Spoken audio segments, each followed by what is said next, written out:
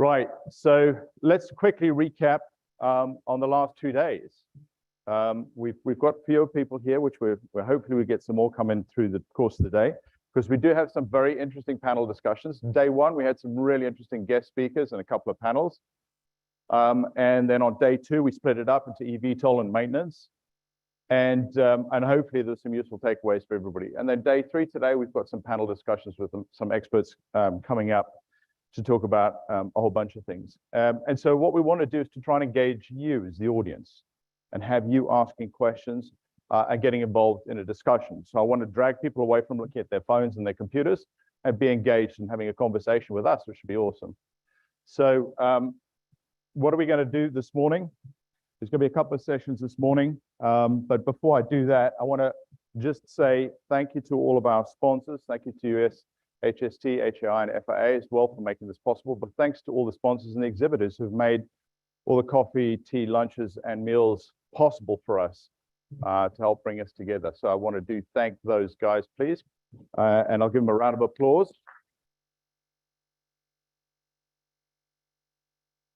Because that does make these events possible. So thank you to everybody. Right, what are we going to get in today? This morning, we've got some SMS with small operators. We're going to do helicopter advisory circuit with FAA. We're going to have a networking break. We're going to go straight into how to use technology to improve visibility, which is a really interesting one. There's some great videos. I think you'll be interested to look at that. And then we're going to wrap that up with a panel discussion. We'll go into lunch, and then after lunch, we've swapped a couple of the presentations around. Only we're waiting for Jim Viola to get back from California, so we're going to just slip his one. On the prioritization of the organizations. But we're going to have a great eVTOL state of the industry discussion. Straight after that, we'll have another networking break. And then, as you know, we'll finish up with the challenges and successes of vertical flight. And that includes rotorcraft and eVTOL in your regions, right? So we've got a couple of guest speakers who are going to lead that. I'll manage that session. And then we want to end the day on what is a relatively controversial topic around a grading or rating system for helicopters, right? So that hopefully is enough to keep everybody in the room and engaged right till the end. So we're looking forward to that. Right, so first of all, I'm going to introduce SMS for small operators. We've got John Franklin from EASA and Colin Russell who are going to come up now. They're going to go through that. They're going to lead this. We did have Dennis who was going to come, Pierce, but he's unable to make it, unfortunately, this morning. So I'm going to hand over to these guys, and they're going to lead the session, and I'll pick up with you after this. Thanks, guys.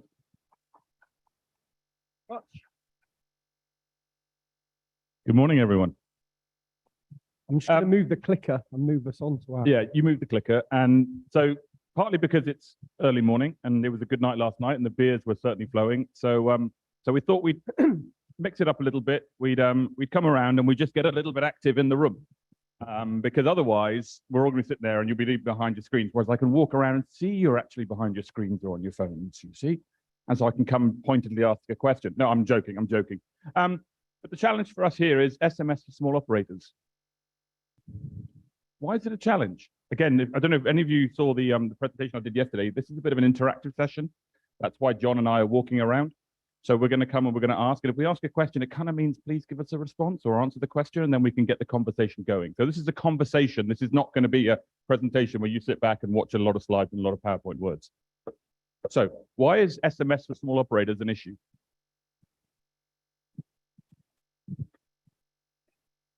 Staffing, resources. It's quite complex to have an SMS, isn't it? And a lot of small operators are sitting there going, but why? I haven't got a problem. I haven't had a crash in 10 years. Me, myself, and my wife are running the business. Why do I need to go through all this paperwork? It's just bureaucracy, isn't it? Is that not one of the challenges, one of the perceptions out there?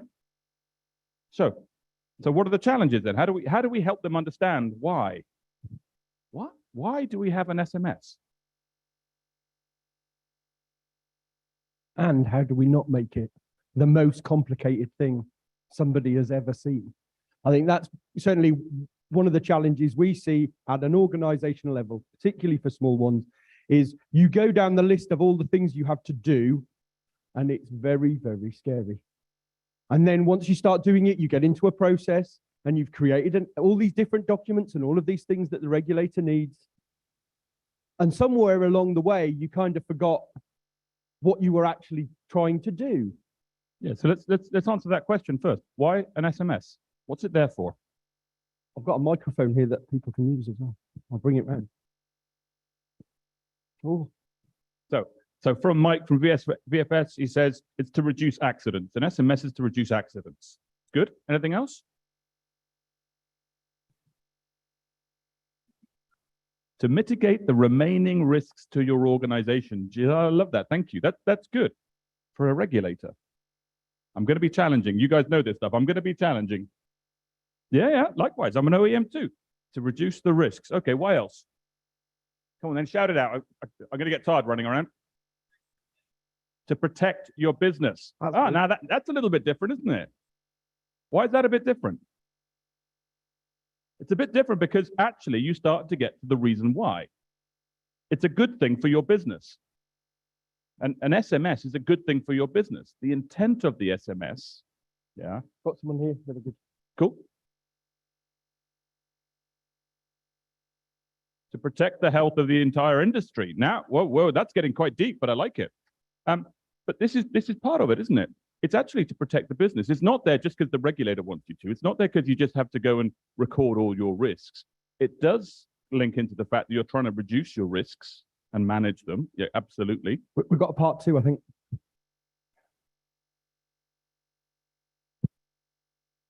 It does. So there is a knock-on effect. There's the secondary consequences of an accident. But let's just come back to protect your business. Okay. So let's take a small operator. Okay, they want to protect their business just like a big operator. Is that right? But they don't want to have to do it at a great big cost. So the intent of an SMS is actually to help you understand where to put your efforts. I won't say the word resources because suddenly that comes very management speak. Where do I want to spend my time and effort in my business to protect my business? If you write that in a little book and say, my effort to protect my business is focused on these 3 areas, these 5 areas, that's an SMS. It doesn't have to be a huge manual. You can start. So I think the first challenge is when we talk about this SMS as this great big thing. SMS is not a software tool. First off, apologies to any software providers in the room, but the SMS is not a software tool. The SMS is a structured way of managing how you're going to protect your business from the things that are going to bite you in the ass. So there's the next question. What are the things that are going to bite you in the ass in your operation? And then how do you know they're the things that are going to bite you in the ass? And what are you going to do about it? But that's it. You just literally, if you write those words get a little notebook and write those words, your safety manual can be a lined notebook that you buy in Walmart. Can't it? Where does it say it has to be a great big manual that has to have all these different sections if you're a small operator? Is that a fair challenge? Or am I living in some kind of cloud cuckoo land? I think many regulators might disagree with you. And of course, that's one of the challenges we have is, it's great for us to have this conversation in the room here, but it's how, from our side, if I take an EASA context, how do we have that conversation with other regulators so that it doesn't end up being an enormous, great big book that nobody ever picks up, reads, or does anything with? Yeah. So how many people have we got here from regulators or regulatory environments? Vicky at the back. I'll run the microphone to her because I'm sure she'll have something interesting to say. I went to the gym this morning. I don't think we needed to. John, I thought John out running as well. Oh no, sorry. We'd prepared that mentally about 10 minutes ago. You just sat a long way away. Thank you. Good morning, everyone. So I work for the Civil Aviation Authority in New Zealand, and we rolled out SMS for all of our certificated operators. So we have helicopter companies that have 1 helicopter and 2 employees, agricultural operators that are the same. The chief executive is the chief pilot and his wife is the safety manager. And their SMS is exactly how these guys have explained. It's 10 pages written up in a notebook. They fill things in by hand. They don't have an electronic system. They've all been using it for about 2 years now. And we're seeing fabulous results coming back from those safety management systems. It's very simple. The hardest part is engaging with them, getting them to understand that SNS is not some big complex system that they have to buy and invest tens of thousands of dollars into. It's as these guys are explaining to you, it's simple, it's understanding their risk and understanding what that or what how that presents to their business. So not just operational, not just flight operational, it's running that entire company, thinking ahead, thinking about staff that they need, thinking about how they're going to get that information out. And mainly it's collaborating with the other operators in their area to share safety data because they're so small. So Vicky, sorry, I have a follow-up question if that's okay. Ooh. How did you manage to convince your inspectors and surveyors to allow that sort of approach when the way the regulation is written tends to lead people towards big, complex, lots of manuals, lots of jargon? Good question. So it was quite a staged rollout for SMS in New Zealand. So we did, it was a long time ago we did it. We contracted a lot of people who were SMS specialists that came into our organization. They worked with the civil aviation staff. They upskilled us. Sorry to promote a company, but we did a lot of training with Bain Simmons. So they came across to New Zealand, did SMS training with all of our staff. We then went out, we worked with all of our operators at least 6 months before we actually went and did the certification of SMS. So we were able to change their way of thinking because it's quite a mind shift to get operators to see the value in this. But you're quite right. The biggest part was getting the people internally at civil aviation to understand the value of it. It's a generational thing as well. I'm sorry, but I am going to go there. A lot of the younger operators, people new to the industry, they're really familiar with working with some sort of a safety management system. Whereas a lot of our older operators who have been doing it for 30, 40 years, they were saying, what's the point? What's the benefit of this? 2 years on, I'm going to say that the majority have seen the benefit of that. But yeah, it's a mind shift. It's not easy and it takes time. And you have to continually keep working on it and engaging with your own people and with industry to get them to actually keep the momentum going. That's great. Thanks, Vicky. That's awesome. Any other thoughts on that? Because everyone talks about SMS for small operators being something that's really difficult and everyone's struggling with it. But it's not just the small operators that need to think about it differently. It's the regulators as well. Is that a fair challenge?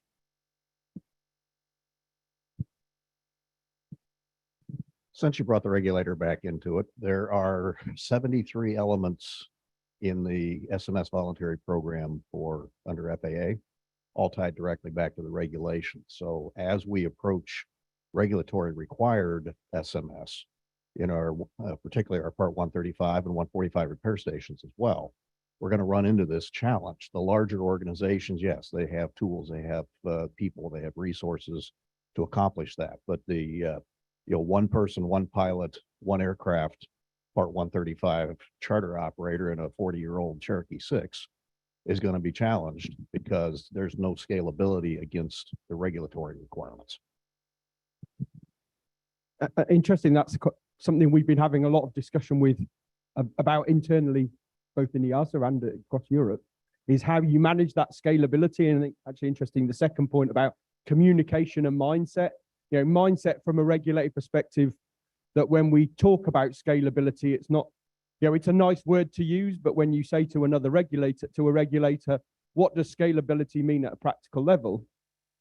That's a lot harder to do if there's 73 elements to a program. Well, there's 73 elements. Yeah, exactly. And that's part of the challenge. And then how you communicate. It's one of the big things our safety promotion team are trying to figure out, certainly in Europe, in the European context, is how can we almost sell and package the concept of SMS, despite it being very complicated, so it is easy to do exactly as we've talked about. And you can say, I can address these 73 things, for example, by doing these much simpler things, rather than having to sit with a 73-point checklist and go, oh my God. The more we can map things like that and the complexity of it and communicate that so people, that's in a way the hardest bit, is how do we reach all of the small organizations with that kind of material so they can actually use it. And I'd be interested, that's one of the great discussions. Oh, Google in my pocket doesn't understand that. That's amazing.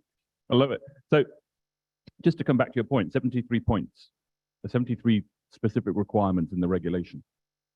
I'm sure, Vicky, in New Zealand, in your SMS requirement, you have a number of requirements in your regulation, a number of requirements to fit it in.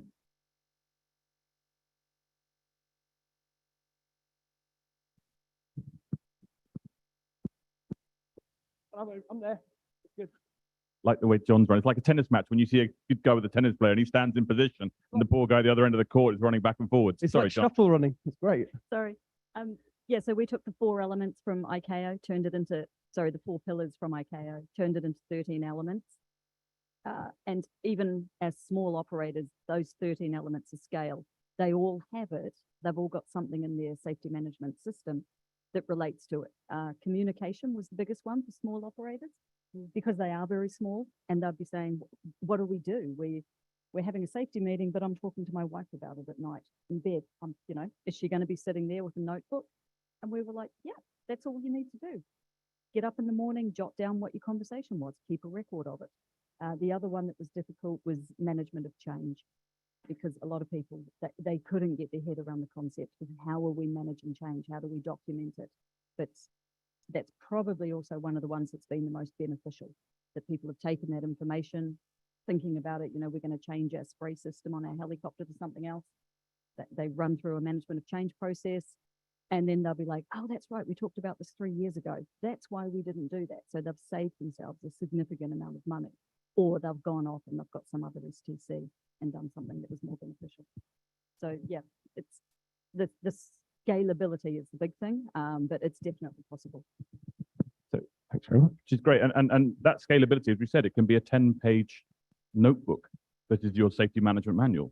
As long as it may have 73 little paragraphs in there. If you had to put 73 little paragraphs in a 10-page notebook is doable. So you've met the intent, well, you've met the requirement.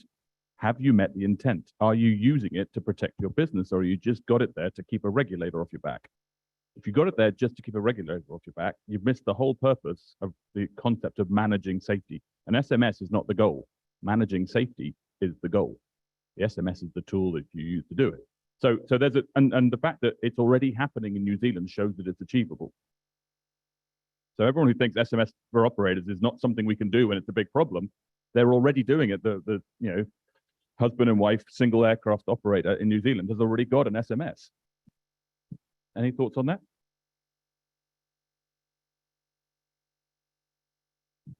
Hi, I'm Will Williams from UPS Flight Forward. We just received our voluntary program designation from the FAA. Took us 2 years, 24 months, 3 to 4 people. I want to say working around the clock, but it was a lot of work. But when it came down to the demonstration phase, we were able to use several things that we did, several of those 10 or 12 things that were mentioned, to answer multiple points, the 73 points. Like our monthly safety committee meeting covered many of those because of all the things we covered during that meeting.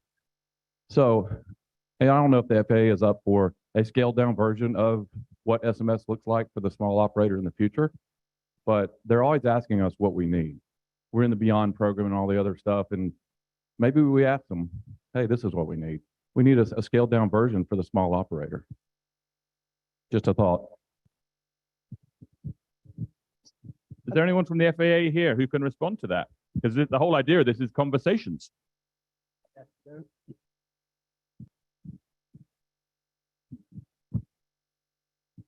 So I guess a couple things on this.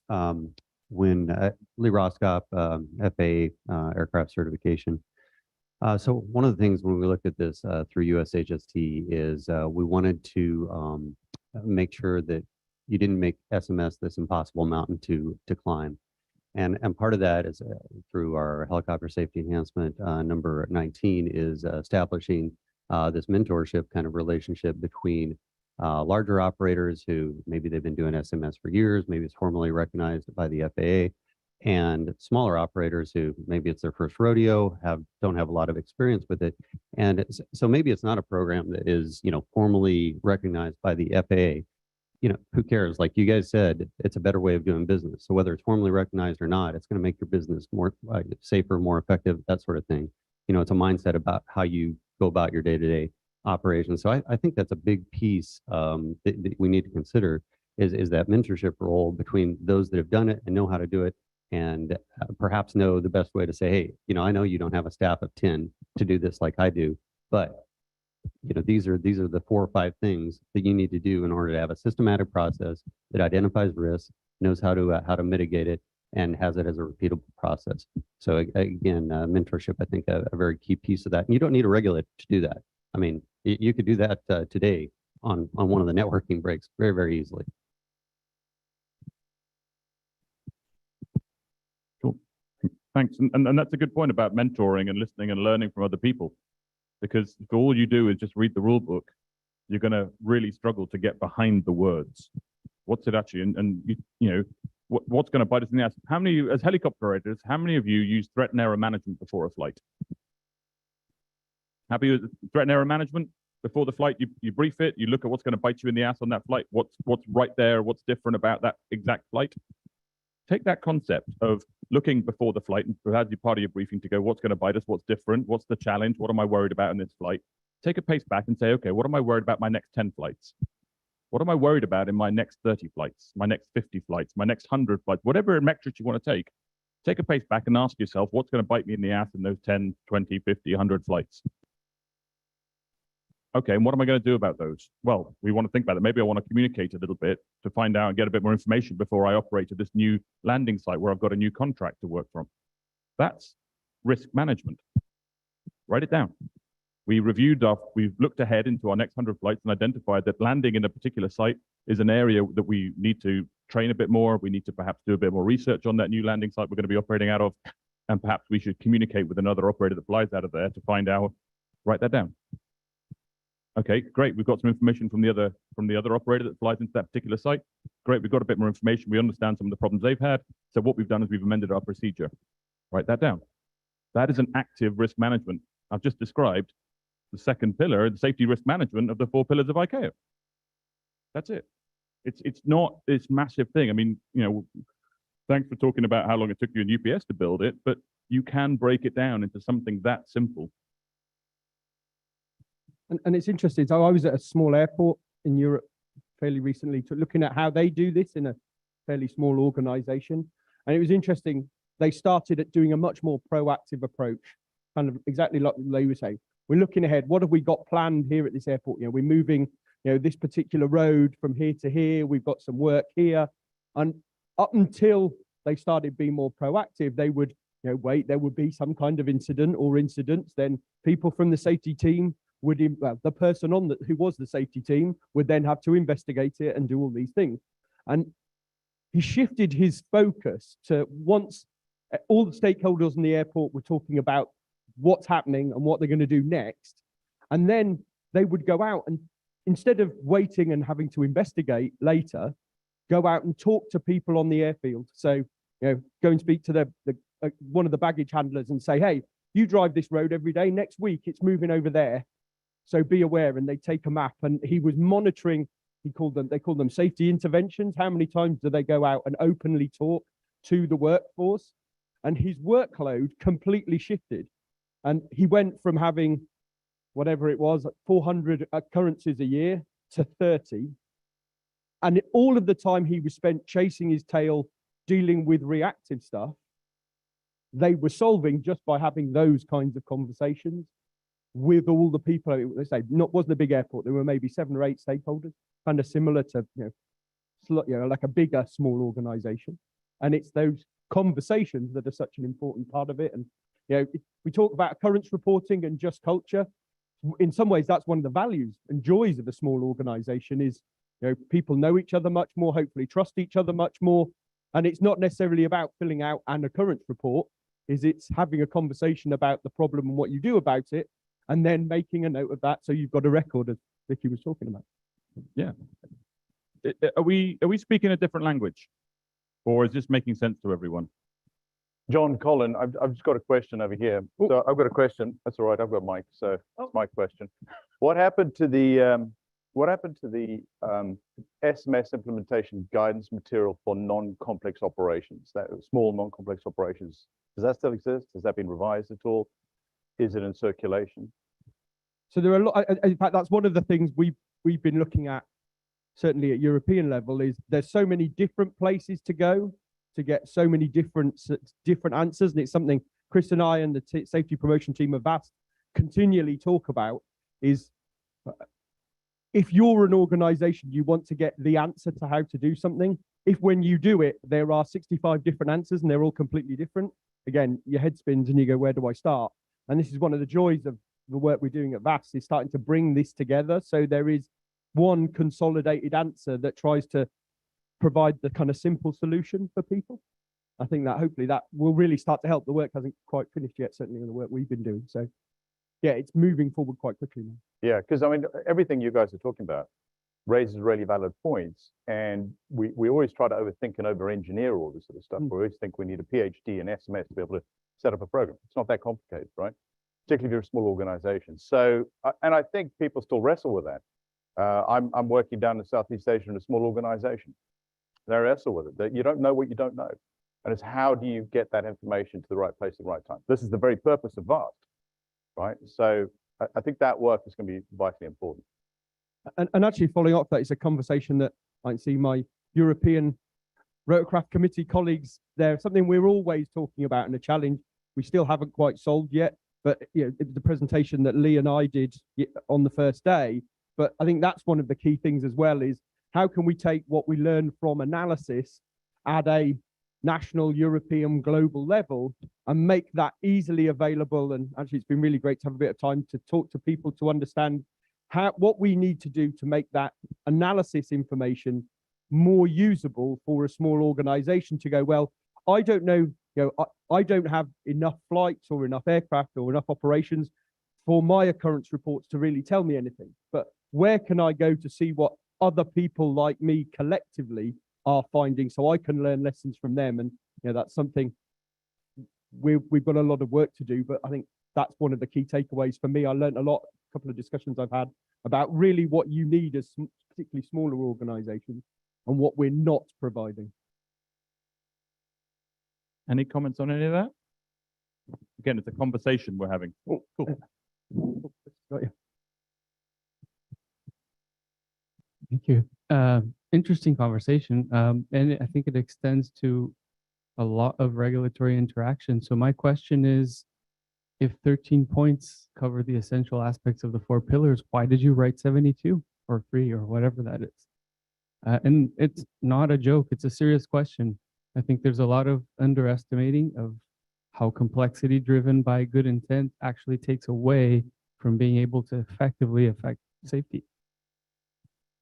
So, well, I think that's the FAA context. I don't know if there's anybody in the FAA has any further comment on that particularly, or maybe certainly one of the things I've seen in kind of that context is numbers. People latch on to numbers, and you can have, you might have 13 pillars, 73 elements, and there's lots of different ways of counting what might be the same material. And I think this is where something I particularly enjoyed the last 2 years moving to safety promotion at EASA and setting up our new team, is realizing, let's say I take our own organization as a regulator, how often we provide information. And I met a really fantastic corporate storyteller who got us focused on the concept of know, feel, do, and ultimately, what do you want people to do with this information? And where we list lots and lots of things, it might be 73 points, however many, and you list it, but you don't actually tell anybody clearly what you need them to do. And then people latch on to, there are 73 points here, there are 13 points that might have ultimately, I don't know, 70, however many sentences in them that could be equatable. But in one part of the world, somebody latches onto a headline number of that isn't the same headline number that's over there necessarily, you know what I mean? And then you end up having a debate about the detail or not, rather than how do we do this as easily as possible. That's probably a very political regulator's answer to that question. But no, it's interesting, Pedro, because it's not just the regulators that have this problem. So if I take you all back to your safety management manual, if you have one, I'd like you to take yourself to the first page of your safety management manual or your management system manual, depending on which regulation you're working under. And then I'd like you to ask you how many pages after the first page is the introduction. It's probably somewhere between 10 and 20 pages before you actually get to the introduction of how you manage safety in your business. because the first 10 to 20 pages are about how to manage the manual. It's about the reference. It's about the list of effective pages. It's about the authorizations to release the manual. Why is that important? Or maybe I should ask another question. Who is that information important for? The regulator. So what you're saying by putting the first 10 pages of your management system manual or safety management manual about how you manage the document is that the most important person who's going to read this manual is the regulator. Whoops. So everyone who goes to read it, particularly now because we're all electronic and we don't print them off and have them on nice shelves where you can just flick or have little page markers, the first thing you have to do is scroll down through 10 pages of a PDF to try and find the actual bit of information of where to start. So Peter, it's a good challenge about the regulation and how we structure the regulation, but we're just as bad as the regulators, aren't we? So, but then you look at the regulation, and actually the regulation steers you towards that in some of the structured requirements. I don't know the detail of the FAA regs, unfortunately, but I know that in some of the requirements in the EASA regs, it requires you to have a certain structure where you have all those things up front, and chapter 0.1, chapter 0.2, chapter 0.3, chapter 0.11, 0.12, 0.14. Chapter 1, thank God. Is that a fair challenge for us? So we talk about SMS for small operators and how complexity and it's all really difficult, but we don't really help ourselves in breaking through to understand who's trying to use the information we're generating. Is that a fair challenge? I think one of the things we need to keep in mind is we do tend to get caught up around the regulatory side because particularly in the US, since that's finally coming to bear on certificated operators and maintenance organizations. But if we go back to our accident statistics, so go back to Lee's work, personal private are generally not certificated operators and will still not have any requirement for SMS. So when we talk about mentoring programs, larger organizations helping smaller organizations, I think we've got to get a heavier focus there in terms of how do we engage the personal private in the simple small SMS not tied to regulatory requirements. Yeah, that's a really good point. And even here, if you look at the EASA website, and John, I'm trying to remember the name of the character you use in your safety promotion. There's even cartoons. Sunny Swift. Sunny Swift. Okay, Google Sunny Swift. Because John and the team at EASA, and I'm not, well, John's a personal friend, I'm nothing to do with EASA, but when you Google the safety promotion activity that EASA is now doing about exactly those sorts of challenges, how to keep safe, how to think ahead, all the stuff that you want general aviation to pick up on, that sort of stuff is happening. Certainly from what I've seen on the European side, I can't.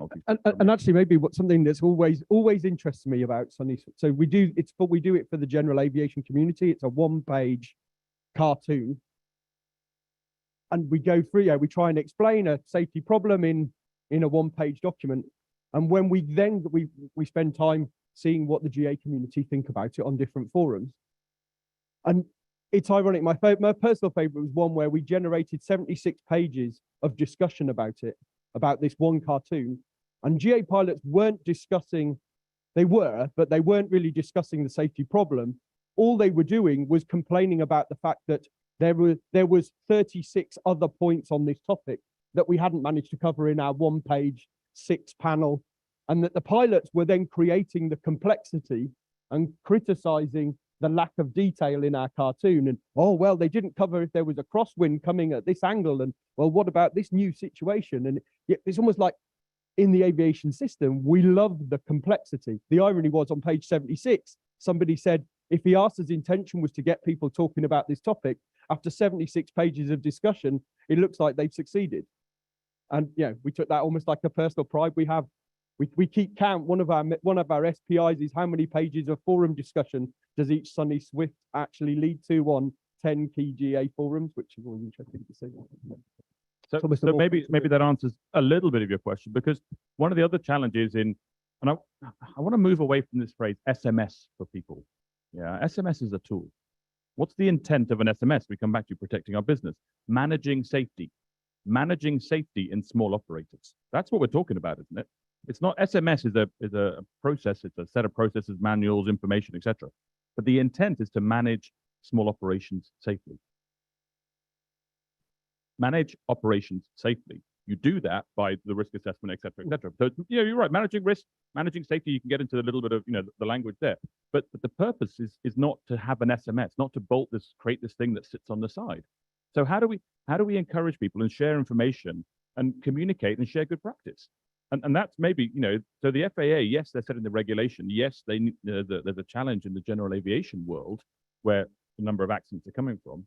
But isn't it up to all of us to help explain and share and challenge and start to mentor? I love that comment about mentoring. I think that's exactly it. In fact, Because what we tend to do is we all tend to chuck rocks at each other, don't we? Well, they over there haven't done this. No one in the EASA or the FAA or any kind of OEM or anyone is trying to screw it up. We're all trying to help each other. But actually, if we work together, collaborate a little bit more, and mentor. I love the mentoring thing. And actually, it's why I got my book, because so one of the things we talked about when we were setting this up is what we don't want to do is have a nice conversation and then go see you in 2 years' time.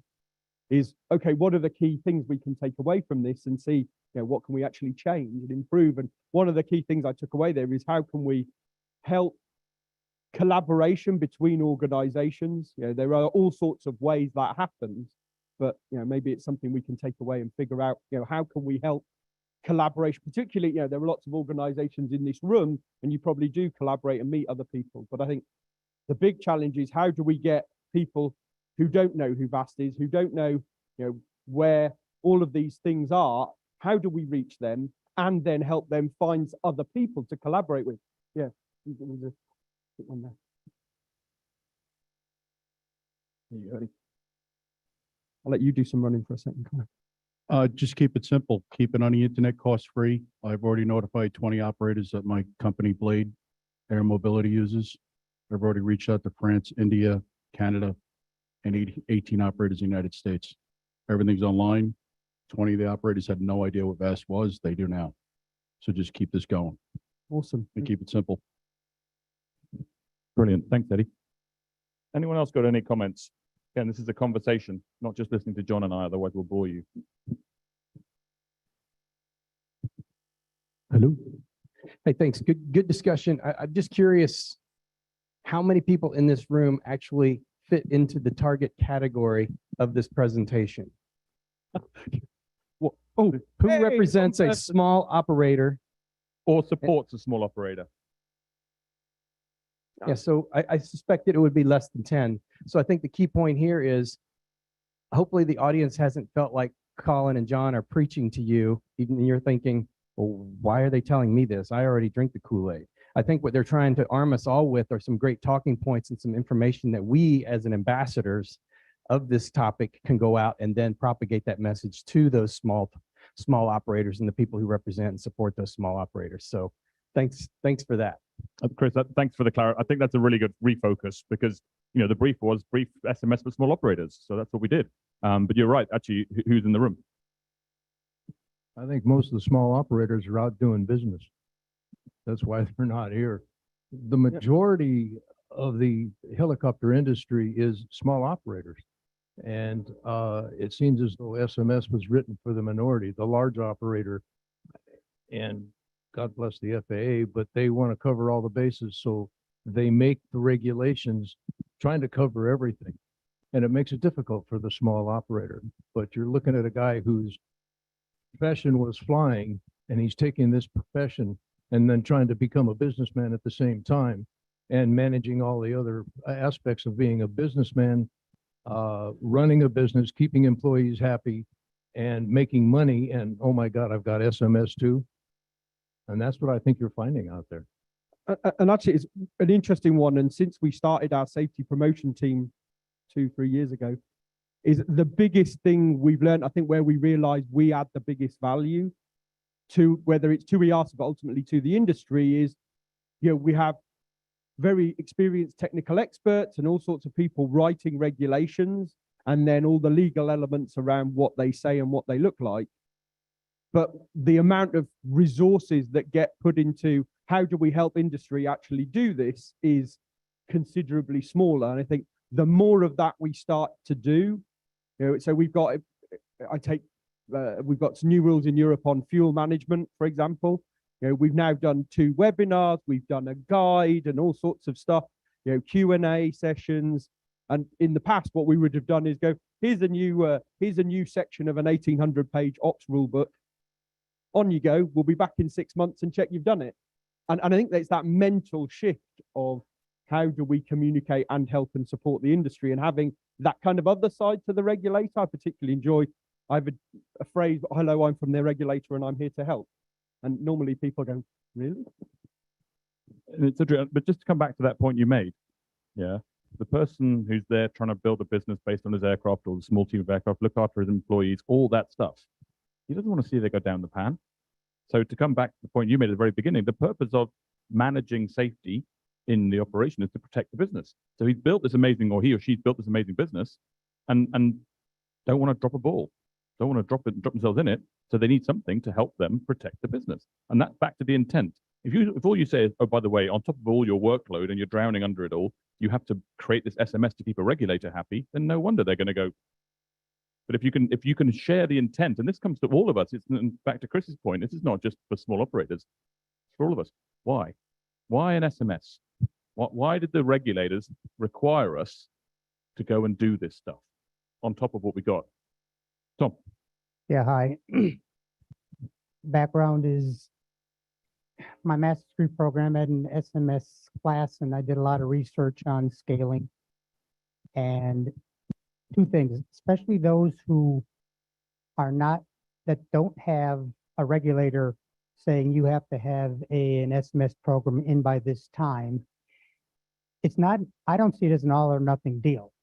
And even small operators have all the basic processes going to collect data and get it going one small bite at a time.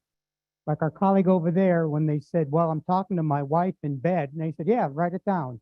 First step, you probably 2 helicopters, 4 pilots, and the CEO, or who's also the DM and the OM, et cetera, et cetera. You have a monthly meeting. Just mark down what you talked about. Here's your first step. You're starting to document. And after a couple of months, you sit there and you say, now, what can we do when we've identified these things, these issues, to fix it?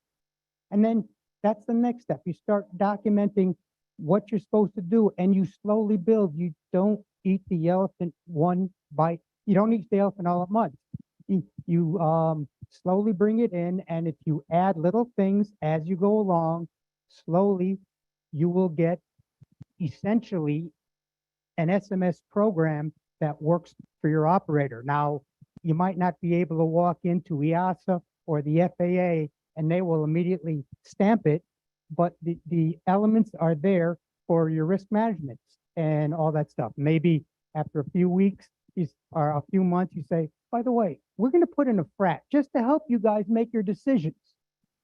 And you slowly build it up until you have the elements of the safety aspect of SMS. So you have one, it might not be check mark stamped and approved by the authority, which I was one for 36 years, but you actually have the safety processes in place of an SMS.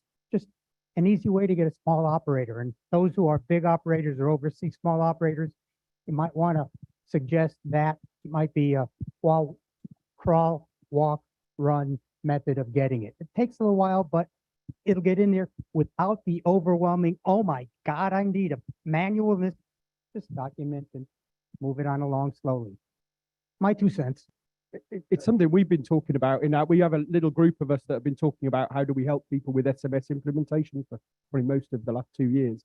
And one of the key parts of that is kind of exactly what you were saying there is how do we help people understand what those bite-sized kind of spaces are, and kind of how do you explain that? Something somebody said to me some time ago was, if I'm trying to solve any problem in my normal life, I go to YouTube and there's a video to explain it.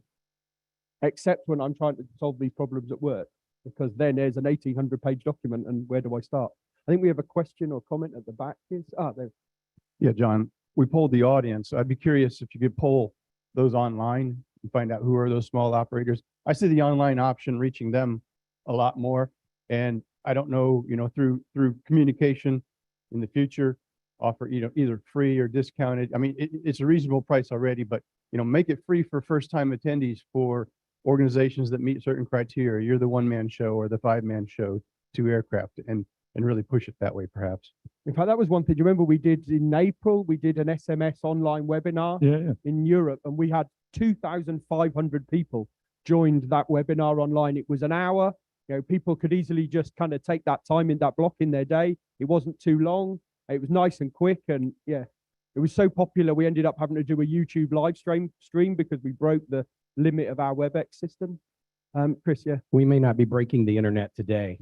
However, we will be, and Francois will probably reiterate this throughout the day, is all of the sessions that have been recorded. I think 99% of them have successfully been recorded, and a good portion of those, almost all of them, the presenters have agreed to make that publicly available. So once those are rendered and processed, we'll have them on the VAST website so everybody can return to this location and then consume bespoke sessions to their heart's content. So just want to make sure to reiterate that. So that will be free for anybody who wants to get to it. Thanks, Chris. That's a good point. And we'll come to your question there. In our last 7 minutes, we've got some minutes left, I wanted to be a little tangential. So let's take that question first, and I've got another question. for you. Or another question over here? Hey, Phil. Maybe with the Spark, or particularly the small operators, and I'm not sure how that would be defined, but let's say under 5 aircraft and maybe a head count. Maybe the Spark to get this started is a template, sort of a very simple structure that provides the basic architecture, and that, you know, instead of selling the feature, sell the benefit, that establishes what the benefit is. Somebody said the other day that, you know, SMS is just a way of doing business now. This is how we do it. We just find it, you know, the process is just integral to how we operate. And it seems as though, you know, when you say SMS, I bet you if we could somehow poll people, they would say, gosh, that's daunting. You know, that's big. It's sort of Wizard of Oz-ish. You know, it's like on the other side of the curtain. I don't even know how to start. But if there was an actionable template that sort of provided the basic architecture and people started to fill it in, that may sort of illuminate the pathway forward. Because I think just go create an SMS. Like, how do you do that? I mean, it's just difficult. And maybe if they do exist, maybe they need to be projected more widely so that the ease of implementation is easier. Cool. Chris, sorry. Could I just a sec? I was going to ask Vicky, do you have a template that your operators use? No, we chose not to use templates. Australia did use a template, and I was chief pilot for a company when Australia implemented SMS, and literally we took our name, we copied and pasted it. So New Zealand decided not to do templates. Yes, it made it harder for some operators to understand it, but with the level of engagement we have with our participants, it also meant that they took more ownership, because the way to get a safety management system to work is to get buy-in from your leaders, from your chief executive, from whoever's going to be the safety manager, and actually individualize it to your company. Because, you know, you might have 20 ag operators, they're all slightly different. And when you get the people intricately involved in it, working on it together, that's when it starts working. Otherwise, it just sits in a corner somewhere. So it's not insurmountable. There's some really cool stuff on SMICG on their website about very, very small operators. So which give you some basic ideas what you need. But no, we didn't take the template option, and it's worked well. Okay, thanks. Chris, yeah, you were going to say something, sorry. Good morning, everybody. Great discussion. Chris Young, Cliff and I are going to do another presentation later today, but I wanted to touch on this framework for safety. I do a lot of discussions around small operators, and the reality is SMS, as it's written today in the US, Part 5 for air carriers will not work for the small operator. So we did a study almost 2 years ago and reached out to small operators, and quite frankly, you know, the complexity of the 73 points is just not doable. And so it's on the HAI website. It's a framework, a guidebook for safety. We actually don't even talk about SMS. We break it down into very practical components of what you can do, like setting personal limits. Vicky, your example, talking in bed with your spouse is a great example of what you can do to help frame what your limitations are going to be, or what you think you need to do, what's actionable, what's not actionable, and so forth. And so Chris said he's going to put the link up on the VAST website as well, but I think it's a very practical way to look at risk management. And that's the key. You know, call it what you want to, but SMS in reality is not really the way it's designed for Part 5 is going to be very practical for that small operator, single aircraft, 2 aircraft. We've got to break it down into more, I think as Tom said, more manageable pieces. And I think this framework is a great starting point. There are some checklists in there. There's gap analysis. There are some templates in there, and it's a tiered structure so that eventually as you build, you have a fully integrated SMS, and then there's mentorship capability as well. And so I think it'd be a good starting point for a lot of people. And actually, one of the takeaways I get from that, kind of thinking again to what Chris and I can do from a fast safety promotion team perspective, is, maybe there are some specific topics where there's the information like that already exists, but we can kind of focus on how do we promote that more across the industry to reach the people who really need it, rather than creating more and more content. Actually, we might be better focusing some effort for a while on promoting the content that already exists like that. That's going through my head as I was. Chris, I love that, because do you know what? I'm going to go and read that, because it's going to help me see a different perspective. Because yes, I'm in a large organization, an OEM that's looking at safety management from design all the way through to operation. But there might be something in there that's going to help me translate it to people who are new to the management of safety. Design and production organizations in Europe are new to the and it hasn't even hit here yet. It's new for design and production in the regulatory requirement, but it's still the same stuff. So that's great. I'll be looking at that this weekend. Thanks. Excellent. So I think we're almost We're running at out. the end We're of running out. time. I don't know if you have anything else to say. I was going to just finish with 2. I've got one thing to add, and then we'll wrap up. We'll do a wrap up. So just a quick question to everybody out there that is either establishing an SMS or has an SMS established or in the process of doing so. Have you received any discounts from your insurance brokers or bursary from your insurance brokers for safety initiatives? Does anybody hand up? Anybody who's done that? Anybody who's spoken to the insurance company about their SMS program to seek a discount? We've got one guy over there. 2. My advice to you is have a chat with your insurance company. One of the questions I had that I was asking is, do you see any benefit, return on investment to an SMS? That's very, very clear way of getting an immediate return on investment. Never mind all the other potential accidents you potentially save or incidents you potentially save. But that's my little bit of advice. And actually following up on that, so something we've done in an airline context already as a little test not so long ago, is a number of obviously organizations, you have these bursaries within risk management bursaries within your insurance. And having organizations, we had 4 airlines that pulled their risk management bursaries with their insurance company and then set up a whole program that's now saved them millions of euros in bird strike costs because of the effort of pooling the bursaries. And we've started working now with a couple of insurance companies to look at, is there a way of doing something much more effectively with the risk management bursaries in that context? So yeah, and look, really I've got first-hand experience. I'm running a small operation in Bali, Indonesia, for crying out loud. And I went and sat with my insurance company, went through what we're doing, went through our safety initiative, went through our plans for the future, and negotiated bursary. I'm going to use that bursary. I think we've got about $40,000 bursary. I'm going to use it for a safety initiative. Also, I'll get discounts on the insurance. So it's immediate return. I was just a quick 20 really seconds, throw that in there. So Chris, I'll let you wrap I up, was just John. I'll just quickly cover. So 2, 3 kind of key points that I'm taking away for this, the things we can do. And, I'd say it's also related to some of the aside discussions we've had while we're here, is particularly putting a lot of focus on how can we explain what the top risks are. And we've been talking about it for years, but actually really understanding how can we do that well. So as a small organization, you can go to a place and go, hey, that's the information I need. Now I know what I need to go and do.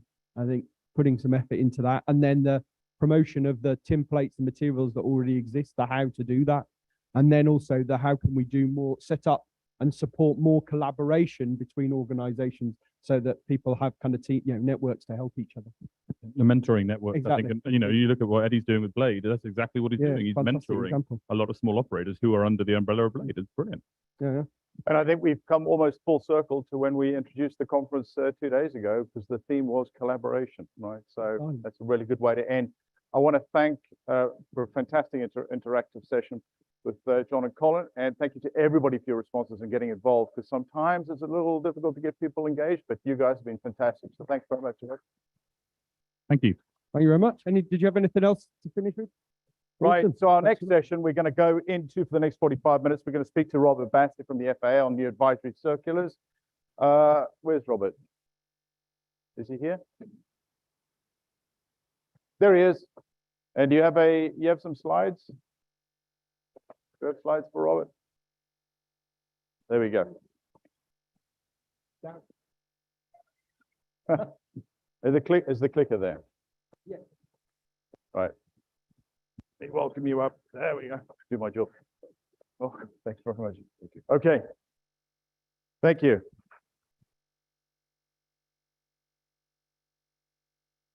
Good morning, everyone. So Robert Bassi, Airport Engineering Division with the FAA. My goal today is really to speak to the FAA's heliport design advisory circular, which is currently going through a revision. So we expect to have it published fairly soon, within the next several weeks, hopefully.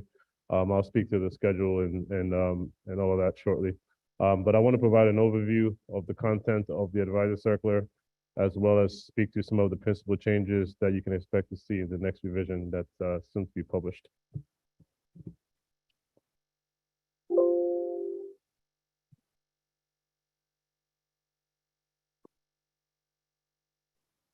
Okay, so here's the agenda for today. As I said, provide an overview of the AC, speak to some of the design components that are highlighted within the advisor circular, speak to some of the process that we use to evaluate, proposed construction or alteration to an existing heliport, and then the timeline for completion of the draft advisory circular.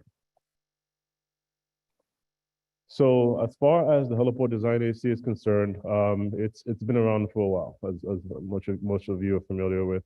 It's essentially the primary reference for the design and development of public and private heliports in the US. It was first published in December, I believe, of 1959. So it's been through 8 revisions. The last revision was actually completed in April of 2012. And as I have already mentioned, we are well on the way into its 9th revision, which we expect to have published fairly soon. And really the intent is to provide that comprehensive guide to heliport developers, heliport owners, airport owners, because we do have on airport facilities as well, for designing, developing, planning for heliports of all types. So before I get into the different types of heliports that are highlighted within the advisor circular, I will want to mention also that, I haven't checked recently, but it's close to 6,000 documented heliports in the US. But in terms of use case, and it's an important point for me to make, 99% of these facilities are private use facilities. The implication of that is that the FAA does not, and frankly cannot by statute, have oversight or regulate these private use facilities. So our standards are mandatory only for those very few public use facilities. Essentially, those are facilities that accept federal grant monies through our airport improvement program or through our PFC, which is our passenger facility charge. So if you do not accept these federal grant monies or these federal financial assistance programs, our standards are largely advisory.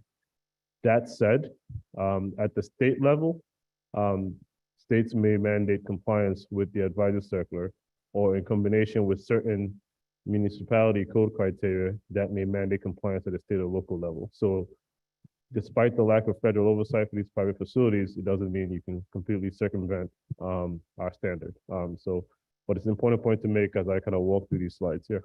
So in terms of types of heliports, we have 3 types.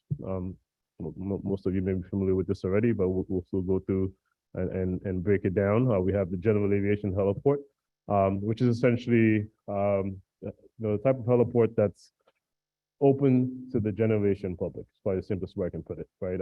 These heliports charge landing and other fees to the public. Now, when they accept federal grant monies, these heliports must be public, but they could be publicly or privately owned. And when they are public, they need to commit to be open for a specified period of time. We have transport heliports. These are not very common in the US, but but they are essentially publicly owned, they're publicly controlled, and they're typically designed for larger helicopters, tilt rotor aircraft, and increased number of passengers. And then you have hospital heliports. Most of you have seen one or two of these that they're typically located on or near a hospital. And then the key consideration here is the proximity to the trauma or emergency area, or the ambulance pickup and drop off location. The important thing here is that we have different criteria, right, tied to these different types of heliports.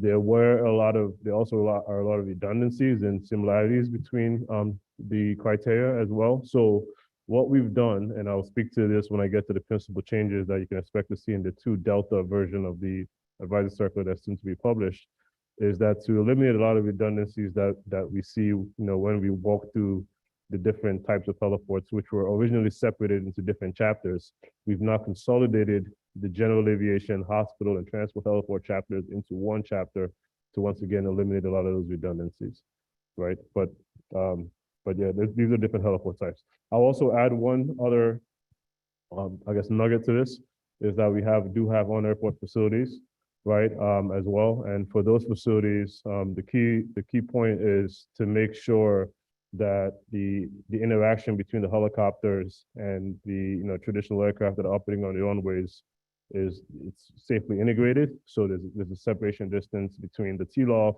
and the runway center line to facilitate that.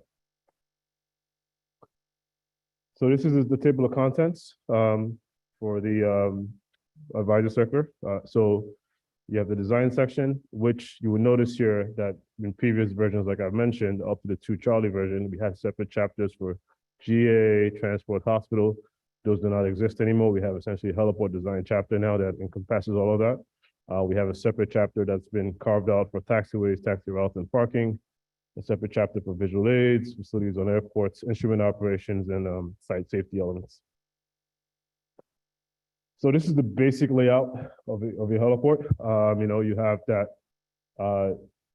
typically load-bearing, generally paved TLOF that's centered within a FADO, and then you have a peripheral safety area that's really intended to reduce the risk of an accident to a helicopter that accidentally diverges from the FADO. And then you have, at least 2 post-departure surfaces with one aligned in the direction of the predominant wind. So this is your basic heliport. Now, if you have multiple FADOs, you would need to make sure that the safety areas at that heliport for those multiple FADOs do not overlap. And if you want to support simultaneous operations, you need to maintain a separation distance between those safety areas, typically it's about 200 feet. So the key point here when we talk about heliport dimensions is just to recognize that those dimensions are based on the main rotor diameter and the overall length of the design helicopter for that heliport, right? So, so typically the FADO is about, the length and width essentially of the FADO is about the length of the rotor diameter of that design helicopter, right? So that largest helicopter that will use that facility. The FADO typically is 1.5 times the overall length of that design helicopter. Important point to also mention here is that the AC establishes a conversion factor between the rotor diameter of the design helicopter and the overall length. So it's about 1.2 times the rotor diameter, which equates to the overall length. So you have to understand those conversion factors as you think about designing your heliport. And then there's a peripheral safety area that surrounds the FADO. Now, if you have a transport heliport, these sizes are increased for a transport heliport because once again, that heliport is intended to accommodate larger helicopters and increase the number of passengers. So there's an increased safety margin as a result. And as the elevation of the heliport increases, the size of the FADO also increases as well. So, but these are all stipulated and documented pretty well within the advisor circular. So here is kind of what I just covered essentially. The length and width of the FADO for different types of heliports, the GA, your transport, your hospital. Then also the separation between the teal-off and fatal parameters, and then the width of the safety area. So that's all, like I said, documented, and this is all pulled from the advisory circular. I'll just let that sit for a second.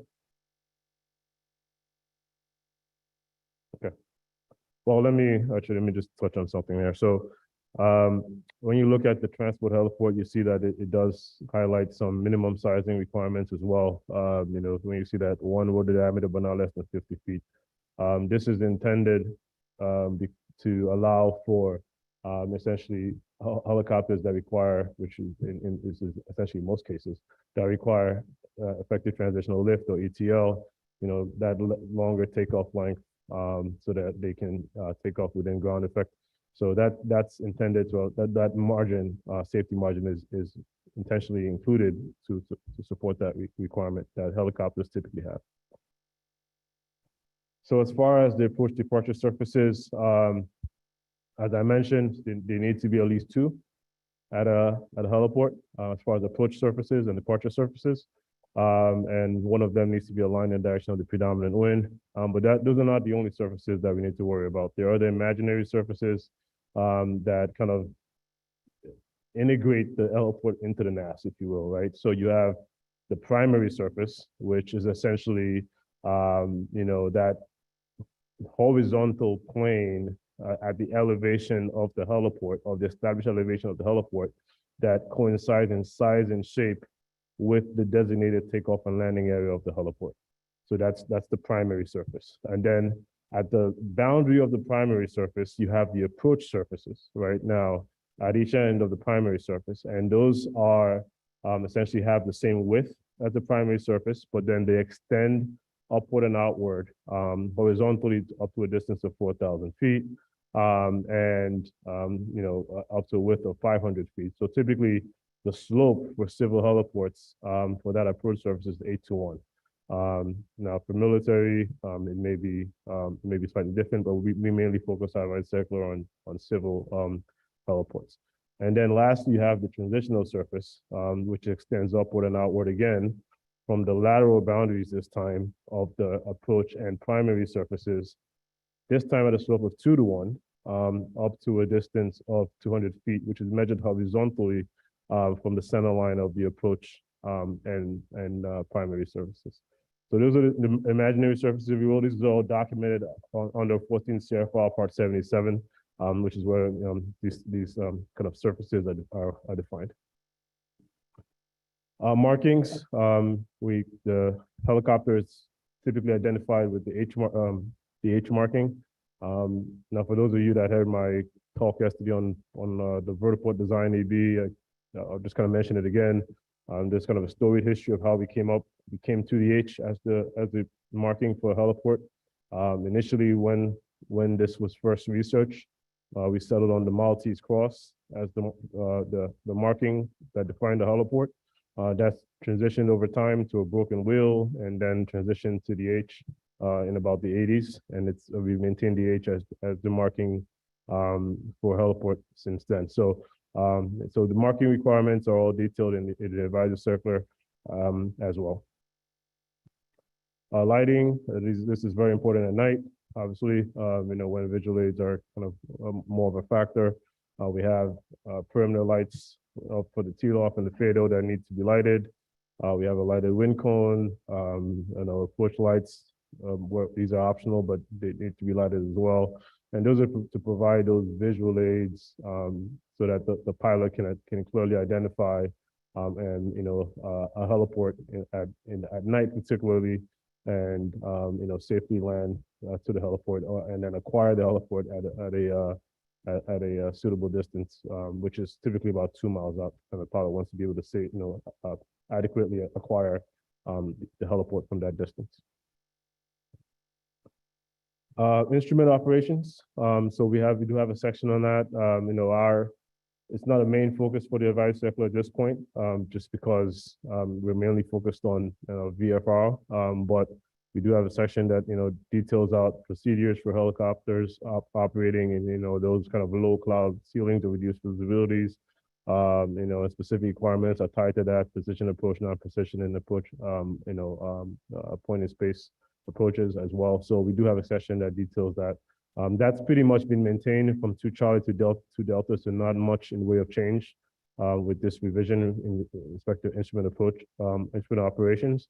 This is a section that we do expect to kind of, conduct a lot more research on as we think about the next iteration to this, as we get to hopefully what will be a more performance-based advisor circular for heliport design. So up to this point, our heliport design standards have essentially been compliance or prescriptive in nature. And that doesn't mean we came up with these standards in a vacuum. I mean, there's been years and decades of testing of helicopters to essentially validate these standards, in addition to, accident reports that kind of validate the standards in this advice circular, but it's still a prescriptive standard.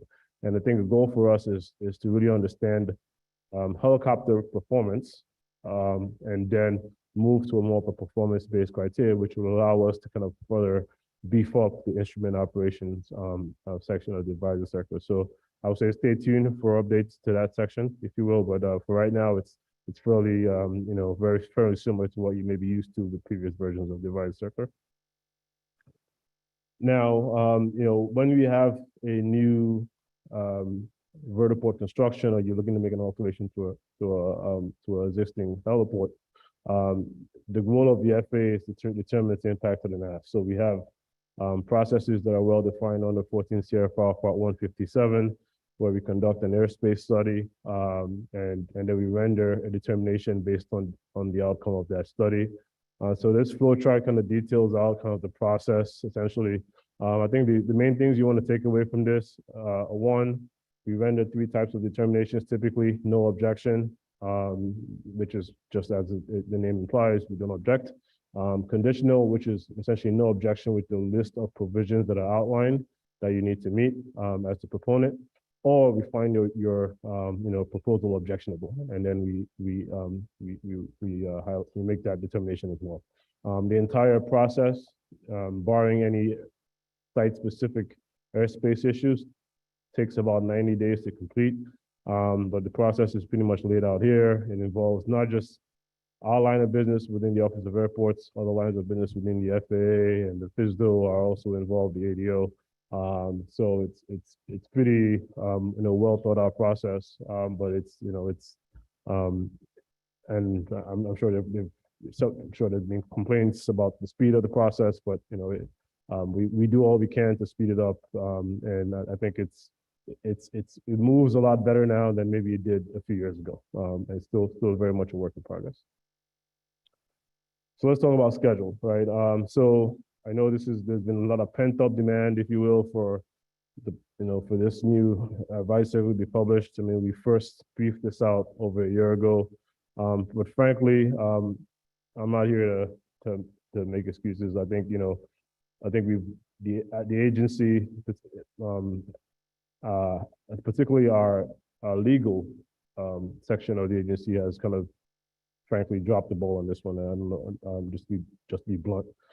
So the AC has been with legal for review, and this is not unique to heliport design, by the way. This is just something we have to work through with the agency as far as getting documents through their legal review. But we've had a legal review now almost going on a year. And we do expect, based on recent communications with that, with that line of business, that we should get it out of legal finally within the next several weeks. Fortunately, there's not a lot of changes that came out of that review. So adjudicating their comments should take a fairly short amount of time. So once those are adjudicated, the expectation is that by the end of the calendar year, we should have that AC finally published and on the street.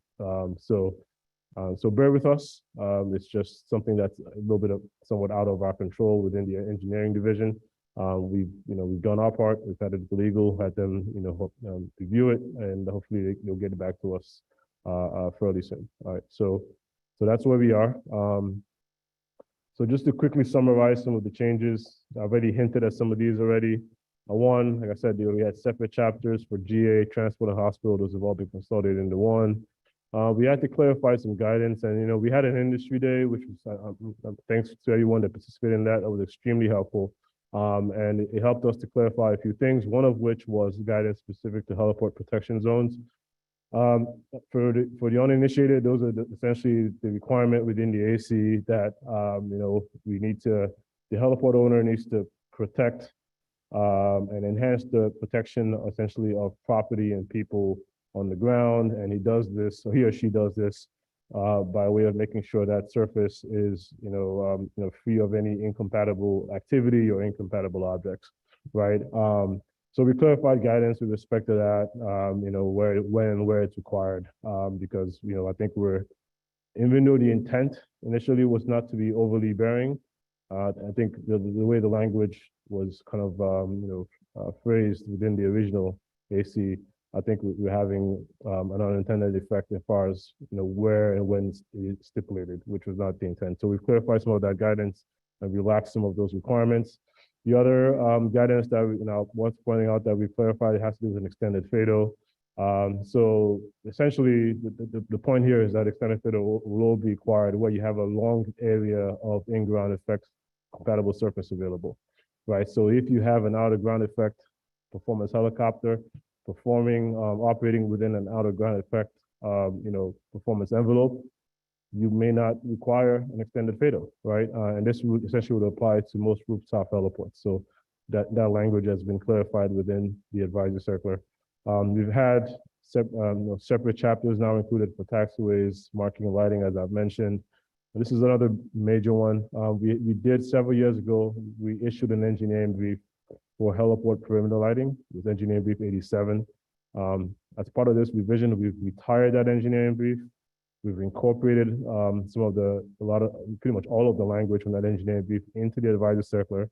We've also created a new L number, a new kind of lighting fixture that is specifically tied to heliport perimeter light use, as opposed to kind of co-opting the taxiway lights that were used essentially for heliports with a different color at this point. So we've created essentially a heliport lighting fixture and kind of reference that within the advisory circular, as well as the lighting equipment AC, the applicable lighting equipment AC. So that's sort of a major change. We've improved a lot of the figures in the AC, and I'll show you some of these changes shortly here. So this is kind of what the figure looked like on the left with 2 Charlie version. This is what the figures look like now. I think it looks better. It's more legible, easier to follow. And here's some of the consolidation as far as figures and tables. So we had essentially 3 kind of duplicative tables for transport, GA, and hospital now have been combined into one. And we've also improved hyperlinks as well within the advisory circular. So that brings me to the end of my slides, I believe, and I'll open it up for any questions. Thank you. Hey, guys at the back, Emily, are there any questions that have come through on Zoom or none at all? Okay, so we've got a few minutes before break. Let's ask you guys if there's any questions about Robert's presentation.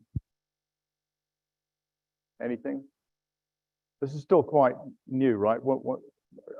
What's the timeline for introduction of this, roughly? Yeah, we expect to have this published by the end of the calendar year, so by the time, yeah.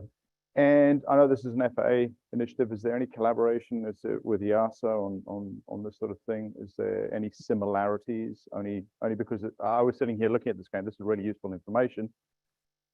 I'd like to take this back to my regulatory body and say, hey, this is the latest coming out of the FAA. It's something that we need to consider. Have you guys talked to any other regulatory body? Yeah, we're party to ICAO's Heliport Design Working Group. So I'm actually the member on that working group. So a lot of this has been shared with our counterparts within ICAO, which include representatives from EASA as well. So yeah, this has been promulgated and shared, and the goal for us is always to harmonize internationally where possible. Okay. So that this is information that those international kind of stakeholders are well aware of. Excellent. I did have another quick question before we go to break, and we may go a little early. Could I start introducing some of these things now before regulation? Would that be appropriate?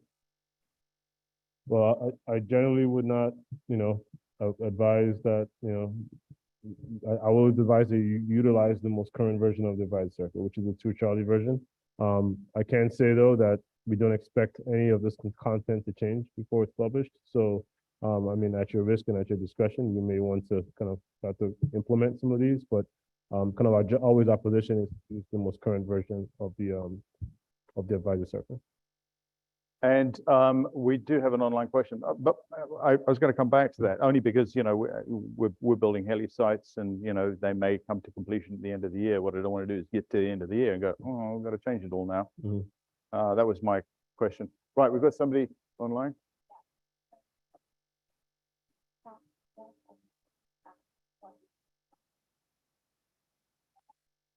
Okay, that question was, what is the collaboration with eVTOL in the development of this? It's a bit of a loaded question, but yeah, choose your answer wisely. Yes, in terms of heliport design, it's a foundational document. When we think about VTOL and vertiports and design standards for eVTOL aircraft. So if you've looked at our vertiport design engineering brief that we recently published, a lot of the criteria in there is foundationally based on the design criteria within the heliport design agency. So we looked very much at heliport design as as the basis for helping us come up with design standards. And as a matter of fact, a lot of the standards around essentially the non-safety critical aspects of vertiport design for eVTOL were essentially co-opted entirely from our heliport design criteria. So it's not verbatim, because there are changes, and I can get into why those changes we felt were necessary. But in large part, like I said, it's co-opted, it's gleaned from a lot of these heliport design criteria, and a lot of that has to do with just the nature of the operations, and the movements are very similar. There's similarities within the aircraft in terms of performance, but it also differences, significant differences in how these aircraft, these VTOL aircraft are designed and how they operate and how they perform vis-a-vis how your traditional helicopter with a single dual or tandem motor would operate and perform. So, yeah, so if I wanted to go to the UAM and I wanted to build a heliport stroke vertiport, then, we want the design criteria to meet. So probably Rex is going to touch on some of that later today. We talked about loss of thrust, right, being something that is intrinsically very different to a helicopter, and how that would affect the design criteria. Look, if there's no other questions from the audience, anybody else want to ask a question? I don't see any hands.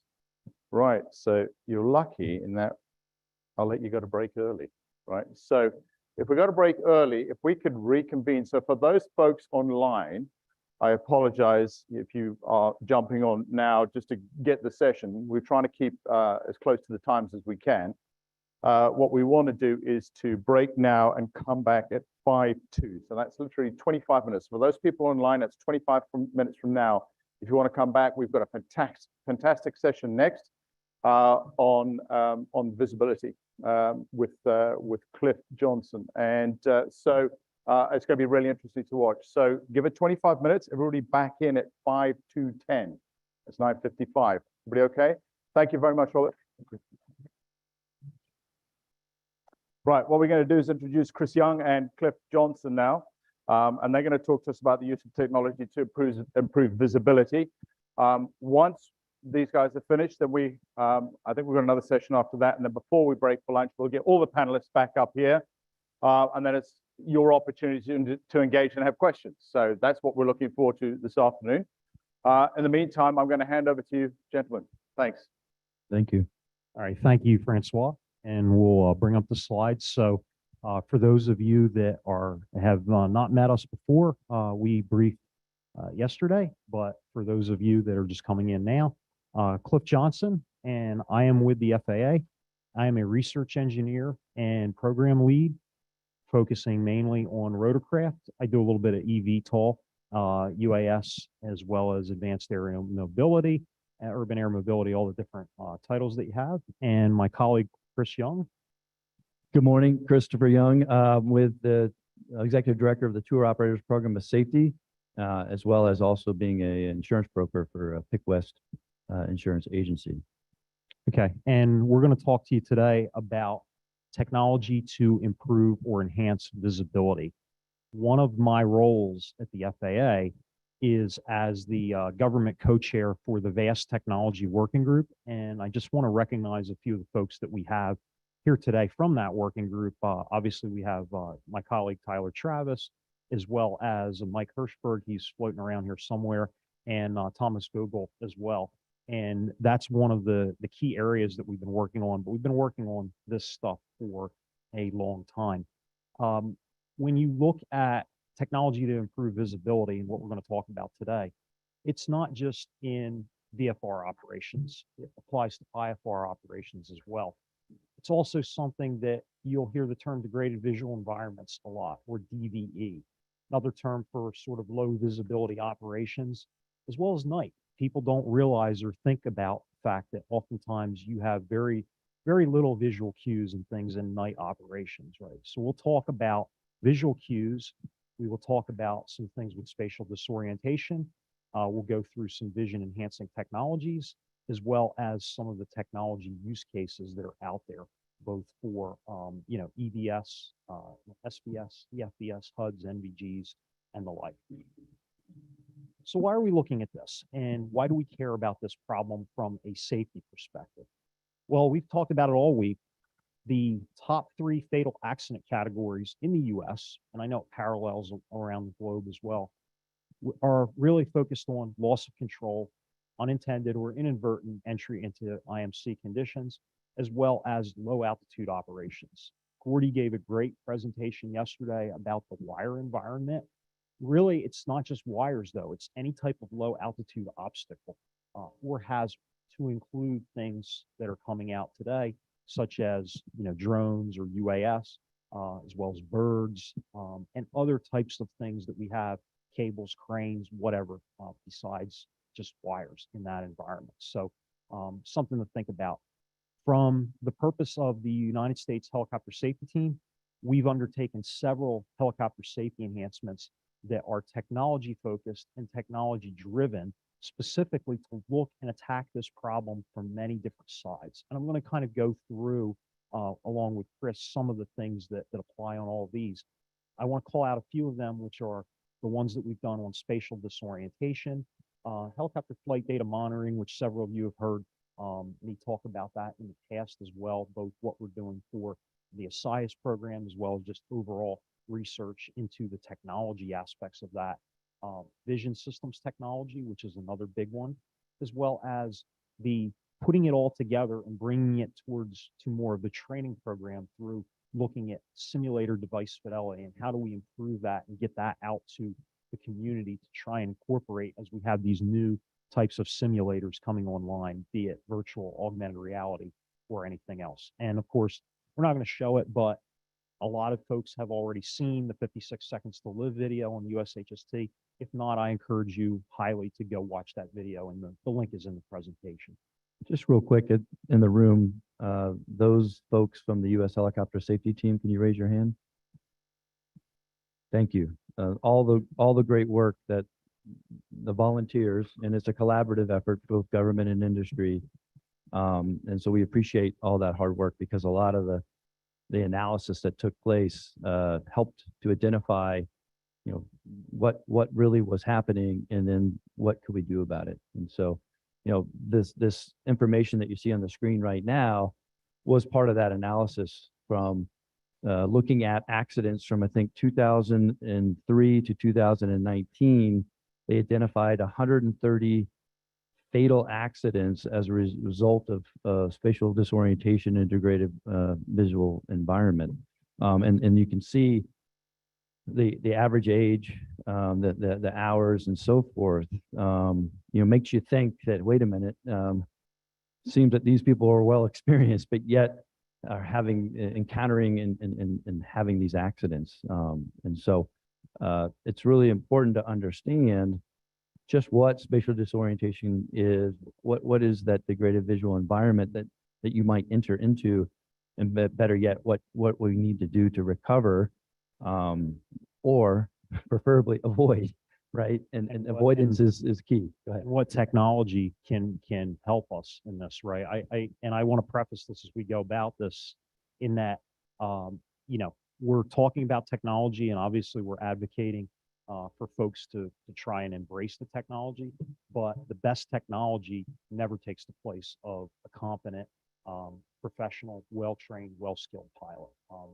That will never, it's not a one-to-one, it's not a replacement. It's a way to augment it and enhance your level of safety.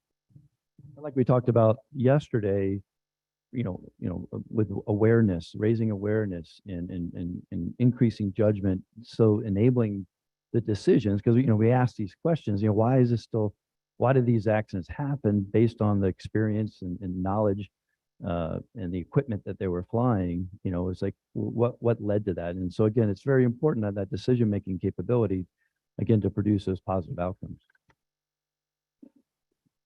More questions, right? The why. And so, what was it? Was it they didn't recognize it, did not trust their instruments, they were the seat of the pants kind of feelings and so forth, that overconfidence, and do they really understand what is the degraded visual environment and what the effects of spatial disorientation or the illusions that they may be experiencing? Just some details around spatial disorientation, what it is.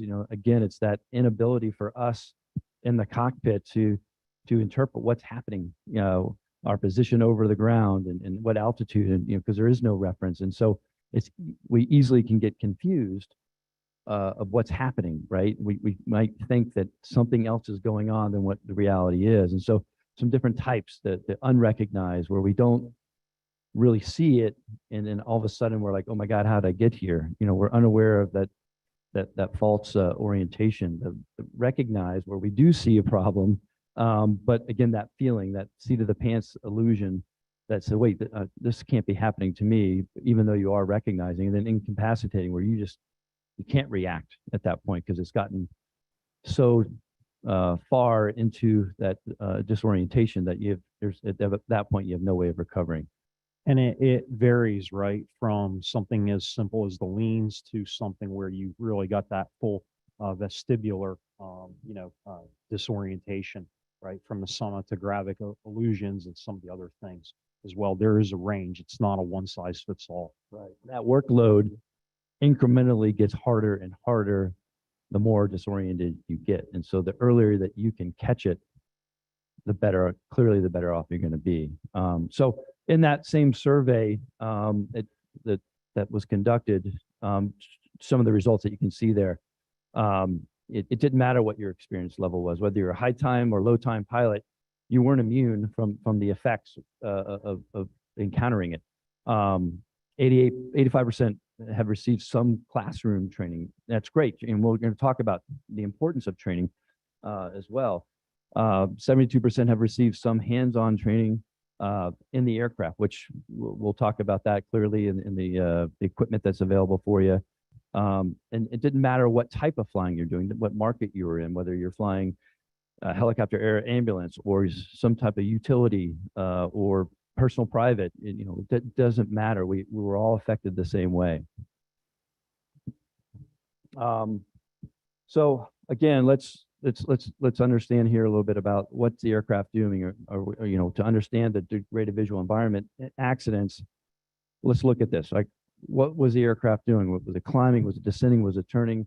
I think there's an FAA study that says that in a controlled turn, after 20 seconds, you lose the feeling were you to roll wings level and then get that back. But after only 20 seconds, you start to lose that feeling of what you're doing, unless, again, the good IFR scan and trusting your instruments and so forth. So again, what was doing? What was the pilot thinking, right? Impossible to know. How did the helicopter react? Stable or unstable? And we'll talk a little bit about that safety technology and the aircraft capability whether it has some type of stability augmentation or automatic flight control and so forth. Primary cause, contributing factors. Again, conclusion is not surprising that these scenarios lead to fatal accidents because of the incapacitation that can take place. Okay, so as we've discussed, with some of the causes and some of the other things that happen out there, low visibility and DVA accidents, right? Just like any accident can be catastrophic in terms of the effects that they have, right? On the industry, on the operation. They cost more than $100 million per year in terms of accidents, in terms of the damage that they cause, the insurance costs, the litigation, everything. So it's something you really want to avoid, right? And it belongs with both in the civilian side. On the Army side, there's a gentleman that has been helping us from the Army, and those accidents cost more than $150 million a year as well. And they typically happen from some of the same root causes. The lack of low visibility training, which I think is one of the key ones and one of the barriers that's out there. Delayed commitment to going to your instruments, false visual references, the idea we got to go down, we have to slow down. Characteristics, right? Inputs, workload, fear, anxiety, not being familiar with the operation or the environment, right? And probably the most important one, poor visual references or cues, the lack of those. Has anyone experienced any of those in your flying careers?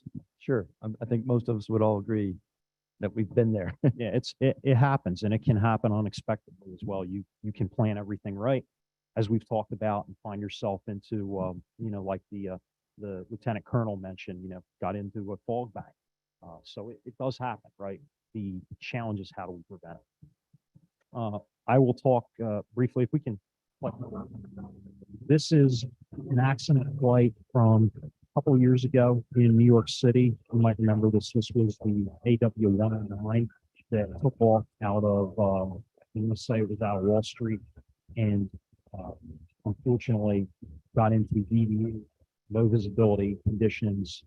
It crashed at a building on the rooftop of New York. As you can see, obviously, conditions were fairly low at this point in time, and this just gives you an idea. They got disoriented.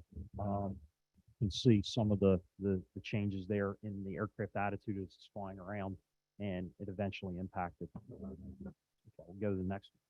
The next one, this is the remnants of where it hit on the top of the building there in downtown New York.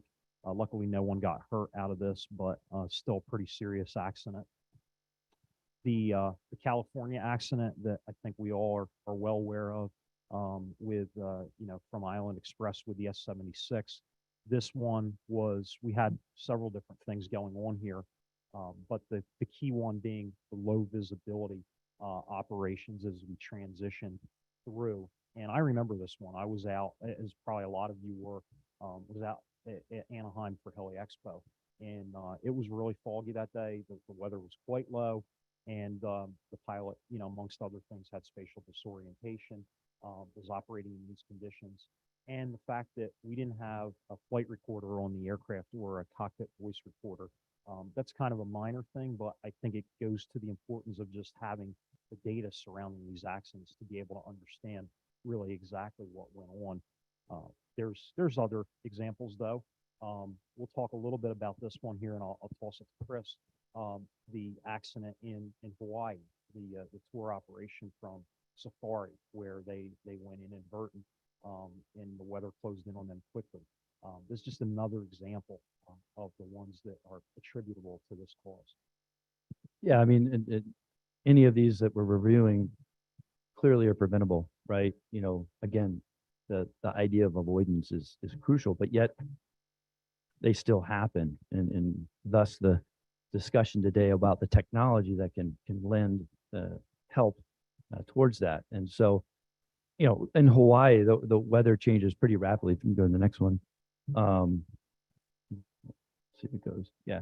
So that top first picture was from an aircraft that was preceding the accident aircraft.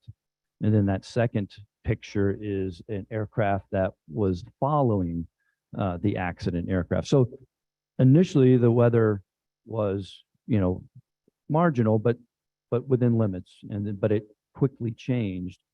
And I think, clearly on the NTSB investigation, they referenced the decision-making by the pilot, but the reality is this was a systematic problem in the Hawaii and how the aircraft were being managed. It demonstrates that it wasn't just the accident pilot that was putting himself into this situation, a degraded visual environment situation. Clearly, the cockpit cameras from the other aircraft, company aircraft, demonstrated that other pilots were putting themselves in that situation. So again, it's that decision, that normalized, if you will, choice that, oh wait, we'll be able to get through this, or expectation that just on the other side of that cloud or that degraded visual condition is, oh, it'll be okay because it has in the past. And that's the tough kind of thing to break, is in that decision-making chain, is like, how do we prevent this, right? We can't normalize that behavior, because then it becomes acceptable. And guess what? We're not making the best choice possible. There's been some other ones that have historically occurred. Won't go through the full list here, but obviously you see that this is not a one and done thing. This has happened over the years, and it's going to happen again, unfortunately, unless we can try to take some measures to try and correct it. So from an aeromedical perspective, there are several things that really contribute to this problem of what's going on. And the things, when we start looking at it from what you see, the connection between your eyes, your inner ear, everything, I'd refer you to look at chapter 17 of the pilot's handbook there, nautical knowledge, for more in-depth discussion on these. One of the things I think that's important to quantify is true spatial disorientation versus, say, false illusions, right? So you have illusions like you get false horizons, confusion with ground lighting. I know this happened to me one time when I was flying. You see on a moonless night, you happen to see what looks like one of the lights of something, and it turned out to be like a marker buoy over the water. So I mean, it can happen, but you have to again, try to train yourself towards focusing on your instruments and other things to get you recalibrated, reoriented. And then I talked about it before about like the leans, the things that are more on the vestibular side, right? That don't play as much with your vision system, but they play more with your inner ear, right? The things like gleams and spiral, the illusions, inversions, somatogravic, oculogravic, and the graveyard spiral. So what are we doing about that? And how do we try to attempt to tackle this from a technology perspective? Well, there are several technologies that can be useful for this. And again, I said it once, I'll say it before. They're not a replacement for a qualified, certified professional pilot, but they do offer the possibility to enhance and eliminate some of that workload, and to help you provide those better visual cues and different things. And we'll run through a series of what they are and what they can do. But they range from night vision goggles to enhanced flight vision systems, including enhanced vision systems, synthetic vision systems, combined vision systems, things like HTAWs, and an automatic flight control system with stability augmentation in like a 4-axis autopilot, or even at some of the other lower tiered axes as well. One of the recommendations that came out of that Safari Aviation investigation, the MTSB, they made several recommendations, and I know they made one to VAST and they made one to TOPS, was about trying to get more air tour operators, and quite frankly, it doesn't matter the mission. I think all of industry should move towards some type of safety equipment or enhancements into the aircrafts, retrofitting them with something like trim, the basics of trim, or some type of SAS. When the USHST did their studies of these accidents, they identified opportunities where that kind of equipment would be very beneficial. And keep in mind, and the things that Cliff and I are talking about, there is no silver bullet, and so going back to yesterday's conversation about a risk-based approach, identifying what controls or mitigations can you put in place to help reduce that exposure, right? I mentioned yesterday that capacity, creating capacity to recover, creating capacity to continue the flight, or at least be able to divert. And that's the key is, and I'm not saying that this is going to solve every problem, but at least it's a step in the right direction. So that encouragement of these types of technologies can be very, very beneficial for the industry. So the technologies themselves, what are we talking about here? So let's recalibrate ourselves a little bit. And when we look at something like an enhanced flight vision system, several of you, show of hands if anybody's operated on the commercial side on the fixed wing, flies with a HUD or has flown EFVS approaches. Okay. So on the fixed wing side right now, what is considered a enhanced flight vision system is basically a panel mounted HUD with an EVS sensor, right? Typically a cooled sensor, a cooled like cryogenic camera. And that's fine when we're talking for an operation to a runway environment. But on a helicopter, we have the added challenge of we don't have the real estate in most helicopter cockpits to put a fixed panel mounted HUD, let alone the budget or the weight penalty that we might be able to take by putting on, a fixed full sensor that weighs, upwards of 50 pounds, right? So the idea is, can we get this down into something much more manageable? But the basics of an EFVS start with separating out the sensor in the computer, the display, and finally that image that's presented to a pilot, which may be done on a head worn or head down display. We're looking at the different concepts for both as well. So some of the terminology that you might hear, and I'm just going to go through some of these different technologies that are out there. A HUD, heads-up display, head-worn display, helmet-mounted, an EVS, which really just uses the sensor imagery, the synthetic vision system, which is based on a lookup terrain database, combined vision system, which combines the elements of both synthetic and enhanced vision to give you that combined picture, that better image, and then HTAWS, which is the helicopter terrain awareness and warning system. So working our way through this, as I mentioned before, what an EVS was, there's the definition on there, but it's using the HUD or an equivalent display. And we're doing some work within the FAA to look at what might that mean for helicopters. And we've looked at this for a series of time now as we've been moving forward with the effort. Heads-up display, typically it will have the point over here. It'll have the information here. So on your tape, you have your airspeeds and altitude tapes. You'll primarily have some type of heading indication, an attitude indicator here, as well as other information that might be relevant to you in your flight environments. Things like torque, radar altitude, rotor RPM in certain conditions as well. But we can take that same information from a HUD, we put it on a head-worn or a helmet-mounted display. This is the idea of a head-worn for operations where you're not wearing helmets. And this is an example of one that would be helmet-mounted. And you can see for some of these, you have your NVGs. For night vision goggles, you have your mounts on there as well. Compatibility between NVGs and the technology is something that is being worked as well. That's something obviously that is a challenge, but the approach here is the fact that what an NVG can do is it works off of light amplification.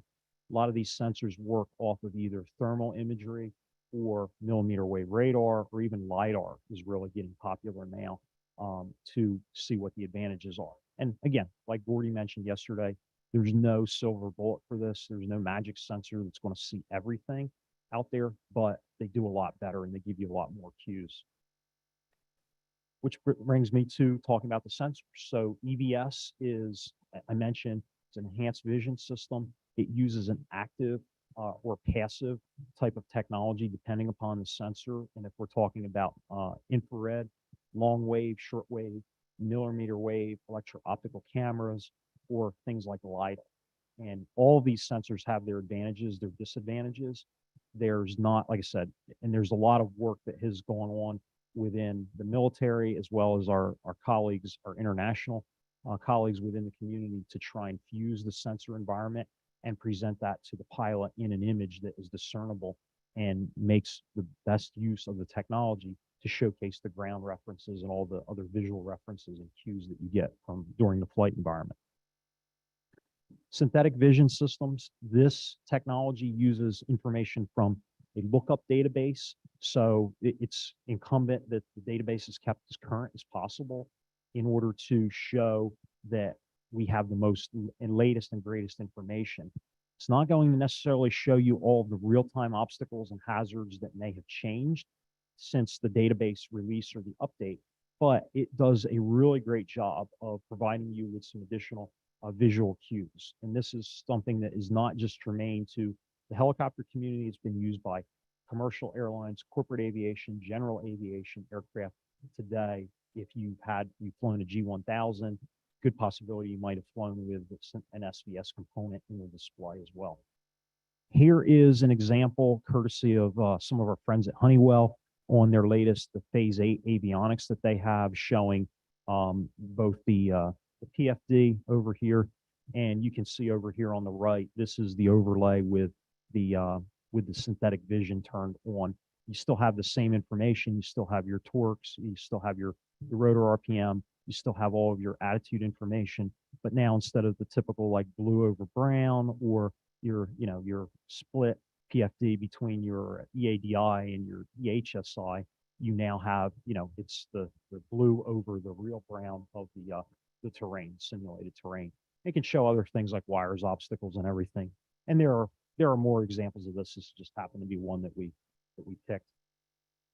When we get to combined vision, then we talk about CVS giving you the ability to combine the best elements of the synthetic world with the enhanced vision. So the actual active or passive sensor that you're using, and that can provide you with real-time situational awareness of the obstacle, the things in that environment, as well as things like looking at the runway, looking at the lighting, all the other conditions and everything, and showing that on there. And the benefit for a lot of these technologies is that they can contribute to a stable approach out there. They can help you, at least in the commercial side and on the helicopter side as well, because they can identify those additional visual cues, even if you are flying on instruments. And on some of the ones, the idea, right, is that you'd be more in the heads up domain than heads down. But again, it depends on the system. Some are, prefaced to be heads down as well. This is an example of what the CVS would show you on a heads down display, basically at the different gates here, 200 feet, 150, all the way down to 55. What you see with both the SVS and now up in the top. And then if you see what you have for the combined vision with the sensor environment as well. There's a lot of neat things you can do with the technology. I want to talk a little bit about HTOS or EGIPWIS, Enhanced Ground Proximity Warning System. This is a major technology enabler for safety. I know that in the past there's been a big push by Heli Offshore and other groups to encourage and come up with recommended practices and the utilization of this technology. And if you have it, if you can put it in, it really can be a lifesaver for various things. And the way it works, very similar here. You have, your implementation on a PFD. Couple examples here, both one system over here and then more like the Garmin system over here, but giving you warnings and alerts based on terrain awareness and warning. Night vision goggles. Show of hands, how many people have or use night vision goggles in their operation? A lot of you do. It's great. They're a great tool. As I mentioned before, they work really well, but with some caveats, right? They're not designed to work in, say, instrument conditions or to see through the weather. They're designed to amplify light in low level environments. So that's just something you have to keep in mind. But they are there and they are useful. I'll show a quick video here of Night vision goggles are designed to provide pilots with the ability to see clearly at night. They work by amplifying natural light to highlight features in the outside environment. However, pilots using night vision goggles are unable to see certain lights.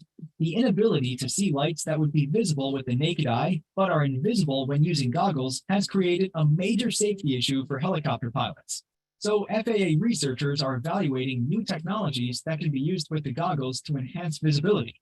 The results of the research will guide FAA recommendations about the use of those technologies on the next generation of night vision goggle systems. And that combines some of the work of what we've been doing with the goggles with some of the head-worn helmet-mounted displays and the EVS systems. So a little bit dated, but I thought it was still relevant to show that here. One other thing I want to show is, you can start playing I'll click through it. I'll play the video. This is some footage that was shot years ago on our S-76A helicopter. You can see the difference here with the cockpit cameras that we had, panel mounted avionics, and then we had one of our subject pilots wearing the head-worn display. This is an example of the EVS imagery. And this was a night trial where the ceiling was clear. We had good visibility, is about 10 miles. We've done some of these in lower visibility. But as I mentioned before, if you look at the night environment, you don't see the cues. Yes, you see all the lights, even in a good visibility environment like this, where you can see the helipad, you can see all these things, you can see those things around, but you're not able to see the terrain in front of you. You don't see pick out the tree line, you don't pick out all these other things quite as much at night. Again, maybe if you're on goggles, but there's that added benefit that you can look at from using the technology. And you can see us here as we're at different time points as we go along on the approach. The technology has come along. It still has some ways to go in terms of getting it scalable, affordable, lightweight enough to be able to put it in every helicopter for every mission segment. But it's definitely there, and things are coming together and they're coming along, and it can provide different cues that you have. So this was one here. We're at 1 mile out at this point in time, and you can start seeing some of the more the other features start coming into play.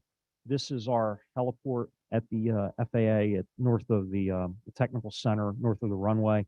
One of only 4 or 5 that I know in the world that was actually at at like an IFR type heliport. But again, I realize that's unrealistic because most heliports are not going to have room for lead-in lights or other things. But you have the real the heliport itself with the lighting conditions and what we've been looking at. And it's a real problem with some of the issues that are coming up with the NVG LED compatibility. And Robert and his team and our team have worked on trying to resolve that, put some better guidance out to the community. And I think it's turning a corner, but there's still a lot of work that has to be done to ensure that, hey, we can see all these technologies when we're up in the air, right? What with technologies we're using, we could see the lights essentially. So I'll skip forward. Here we're coming in, we're finishing the landing, and I'll go to another video here. We'll see the touchdown. Yeah, there we are. We're right over the pad, and come forward. You can see the comparison. Although, this demonstrates another good thing for a lot of these systems in the fact that, based upon the approach angle and kicking the nose left or right, it's not as much as just a fixed down angle like it is on the airlines. There's more that you have to look at. I'll just show these ones really quick. Well, actually, I'll pass over this just for the sake of time. But we've also done some flight testing and some work in fog, low visibility, and night using LiDAR technologies. These are a couple examples of these that show that technology being used out at Iowa. University in the operator performance lab on an older Mi-2 helicopter.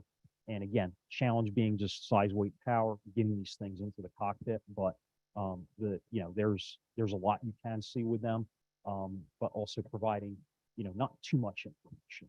We don't need to see every sensor return specifically. We just need to be able to see what the ground picture is that we can be able to discern features from. We happen to have a rotorcraft simulator at the technical center, and we've been transitioning to doing a lot of work in the sim. I firmly am of the belief that you need both simulation and flight test as part of a full program to look at these things, along with other types of expertise from people within the community. But I bring this up because I just show that we have this integrated, and we have been looking at vision systems technology along with all these other technologies and partnering with all of our other collaborators from around the world to look at different things that, based on studies that have been undertaking. I know, again, I'll use Heli Offshore as well.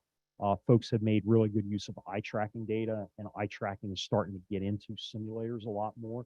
And that can tell where the pilot is looking during these approaches. And that's a valuable type of data set to look at and to utilize as we go forward, and we start understanding, okay, what are the task elements as we go through for several of these type of things? Where is the attention, and how can we really help with those really important and critical visual cues? So we've dabbled in the head-worn display element and creating wearable HUDs, wearable technologies. There are things, we started with the HoloLens. We graduated to more of the, better resolution, better fidelity stuff. But for the lab environment, just putting, HUD symbology, EVS, all these different things on a head-worn display and bringing pilots in. That's what one of them looks like. This is a shot of the approach symbology that we have on here as well, from a short video that we were doing in the simulator. And that's what we're talking when we talk in terms of vision. But one of the other things that is really important and really a safety enhancement is an automatic flight control system, or something that provides stability augmentation. And two different technologies, but this has been identified by the VAST Technology Working Group as well as other entities as having a positive safety impact on the community. And let's think about it, right? It's essentially an autopilot.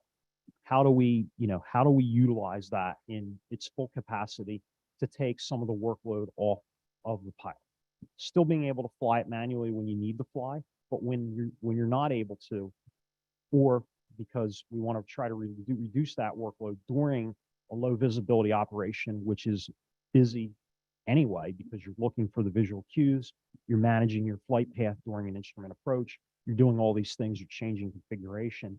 And AFCS offers you the opportunity to do that. And this is just an example of the one that we happen to have in our simulator from the S76D, but it just goes without saying, whether it's 4-axis, 3-axis, 2-axis, whatever it might be, it's there to reduce and manage your workload. So it's something that we're starting to see more and more within the helicopter community, and I hope that continues. We also have an experimental helipad that we've done some of the trials from, if you saw the video, and we have the capability to look at different lighting technologies and different conditions, and we have in the past. We've looked at LEDs, we've looked at the incandescent, the burning lamps, and for those of you that may, I think most of you are probably familiar, but those that are not, the various visual references that come out of the AIM and the FAA order. So when we start looking at not just safety enhancements, but how do we start using the technology to try and build a baseline for lower visibility EFBS-like operations in helicopters, we have the same things that we have to see for an airplane, but it's not the runway, it's not the threshold anymore. It's the heliport, it's the heliport lightings, it's the markings, it's the visual guidance system, it's the windsock, it's all of those technologies as well, that those visual references that you have to see through the technology, I should say, that are important when you look at the AIM and the FAA order. They're just another diagram showing showing everything here for a heliport or a typical helipad. A lot of you, another show of hands, the question, people that fly point space approaches or have flown those in the past. No one? Okay.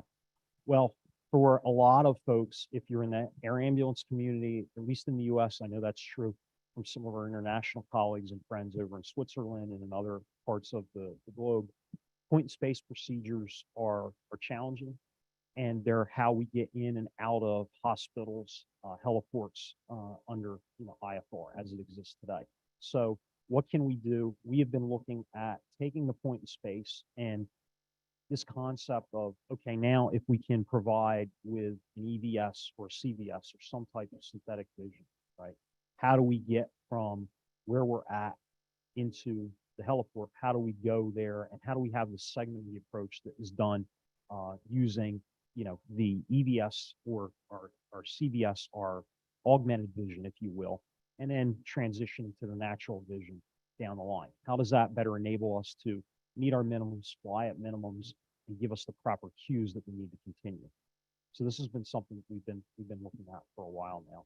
I'll let Chris talk to this a little bit as well, but I'll just kind of close with the idea that, I firmly believe, and I think this echoes what we feel from the VAST and from other groups, that the way forward to try and prevent these accidents is not a single bullet.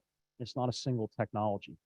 It is really a culmination of taking the best that we can from these technologies, but providing better training to the pilots, providing scenario-based training, looking at basically giving folks more of an introduction or an exposure, if you will, to spatial disorientation in a controlled and safe environment, so that the first time they get that and they experience that is not in a helicopter, in a DVE scenario or a double IMC. The idea behind this is that, you see the problem set, we can save lives, we can have an impact on this. And I believe the technologies are getting more mature to be able to allow that. And then I mentioned here the visibility reduction. There's a few folks that we work with that have some of these proposed devices that actually work in aircraft. They'll work in the simulator as well, but they're actually designed to be, they're like foggles, but they're a little bit more in terms of the visibility reduction. And, there's two companies, AT Systems and Icarus, that we have both worked with in the past, and specifically a lot of the content on here. Tyson Phillips from AT Systems, myself, and Jill Browning are on that USHST HSC. So there's technology like that exists today and is coming to market, which does more than just your regular traditional foggles. You can actually vary the visibility and turn that up or down as you're coming in on the approaches and when you're out there on the training. And then, as I mentioned, vision systems technologies, which is kind of the high point and the focus of this presentation in showing you what technology is coming, what's out there, but getting those technologies, making them affordable, making them to be able to integratable into the helicopters. That's the challenge that I think we face between the regulators, the operators, the OEMs, and everybody coming together to try and try to push this concept of moving this stuff forward. And Chris. Well said, Cliff. I mean, clearly, the in-aircraft training is been demonstrated and studied to show that is the most effective methodology for training. It's not to say, the simulator doesn't help. It does, clearly, because you can do things in a simulator, especially from an emergency procedure perspective, than you can do in the actual aircraft. But training in that aircraft and actually doing the training and making it the scenario based, right? Make it effective. Like, I know when I was flying air medical, it was at a single pilot IFR program. We'd have to go out and shoot approaches, right? Well, make that realistic as possible, right? Try to create time to go do that training. It's really important. And do training outside of your organization. Go to any of the vendors that are out there to help you provide that scenario-based training. I think it goes a long way towards helping in this situation. And as Cliff mentioned, that workload, trying to reduce the workload. Again, none of these technologies are going to solve it. We've got to combine it. And so it's with training, it's with your safety culture and with the equipment that hopefully will reduce this fatal accident rate. So where are we going with this? What are our end goals? Both from, we talk about what we see and what we'd like to see with the community. What are we doing within the FAA? So, I work for the FAA. I've worked for the government for about 13 years. Nothing ever goes fast. I know we can all laugh about that. But there's a lot of us that have put a lot of hard work into trying to move the ball forward on these initiatives. Big picture, what are we trying to look at? Eventually, we would like to add something into 91.176, an amendment to get a paragraph in there or so for helicopter operations to enable helicopter operations, whatever that technology turns out to be, whether it's EFBS, it's some type of EVS, SVS combined, whether it's head down, head up, on a, for a helicopter going to a heliport, not going to a runway. You have the path right now where you can actually fly an EFBS to a runway. And I know of a couple operators that have applied or have done that, but it's very few and far between. So, that is one path. We also want to try to get some amendments into the FAA orders and the ACs. I know, we've had some of the ones that have been published here, and then all the other guidance material. And again, looking at this from, the way it has to work is what can we do from a safety enhancement first, the safety technology. But with that eye, as we go down further on towards, some type of operational benefit, if you will, to the community, just like we did on the fixed wing side. It took a long time to get EFBS active on the fixed wing, and it's a harder problem when we look at helicopters and all the different elements of what we need to do. But that's where we're trying to go with all these technologies to kind of enhance and improve visibility, both policy, guidance, things that we put out through the VAST and through the USHST, just to enable more of these operations and to do them safe. I leave this slide with you as well in the presentation. There are a tremendous amount of resources out there, both on the spatial disorientation, as well as what we've done with the USHST. There are, we've talked about it ad nauseum, but, there's aeromedical training, there's risk analysis tools like FRATs, personal minimums, checklists, and things that are out there that, I highly encourage you to use if you're not using it already within your organization. It's really a big safety benefit. And I'd be remiss, just one last thing, is if I didn't mention all of our partners that we've worked with over the years on these initiatives, through anything from just, full-blown helping us with some of the research or the flight testing or different elements, up to just having a conversation, right? Having a conversation where we talk, just like we talk during networking breaks or different things, giving us their time and their feedback on what the industry needs, because we cannot do it alone. I always appreciate it, and I really like the framework of what we've talked about safety through collaboration from Kelly Offshore, to borrow that phrase. And it's really true. And we don't make the impact if we don't work with the community. So I thank you for your time. I know we're going to have some questions at the end with the panel after the next presentation, but thanks again. Thank you. Right, thank you. Thanks, guys. That was incredibly interesting, and we've got 5 minutes before we then going to invite all the speakers up. So of course we just want to get guys ready from John and Colin, get ready to come up, and Robert as well, and Chris and Cliff we got here. So for all those people online who during the break with the other sessions, if you thought of a question that you wanted to talk about SMS for small operators or the AC on new heliports, now's the opportunity to engage and ask the questions. I'll go to Emily and she will bring them up to me, and it's the same for you guys. There's an opportunity to question everybody. We've got half an hour to do that. You talked about, you touched on the eye tracking piece, right? So, I mean, I was heavily involved in my previous organization, bringing the offshore community together to do that eye tracking research. It was important to understand where pilots were looking at every phase of flight. And yes, it was the offshore industry. Yes, there is generally a lot more money in there to have these sorts of technologies that's driven by the energy companies. Yet the results of that eye tracking, we discovered some interesting stuff, right? So we did it over a period of about 3 or 4 years. We did 3 phases of eye tracking. It was incredibly interesting, purely because 99% of your time, you're flying normally. You're doing things normally. It's when the wheels fall off is where your scan breaks down. right? And that's the one thing that we noticed is the breakdown of scans. The fact that the majority of pilots that went through the eye tracking program, we put 26 crews through the first program, is that nobody was looking at the flight mode enunciator at the top. Nobody on all the scans, because it would calculate dwell time. So follow your pupil around. When your eye landed or your pupil landed on a particular place on the screen, it would wait a nanosecond and say, okay, that's dwell time. And then it would draw a little dot on the screen. Then we get these heat maps so we could see exactly where pilots were looking.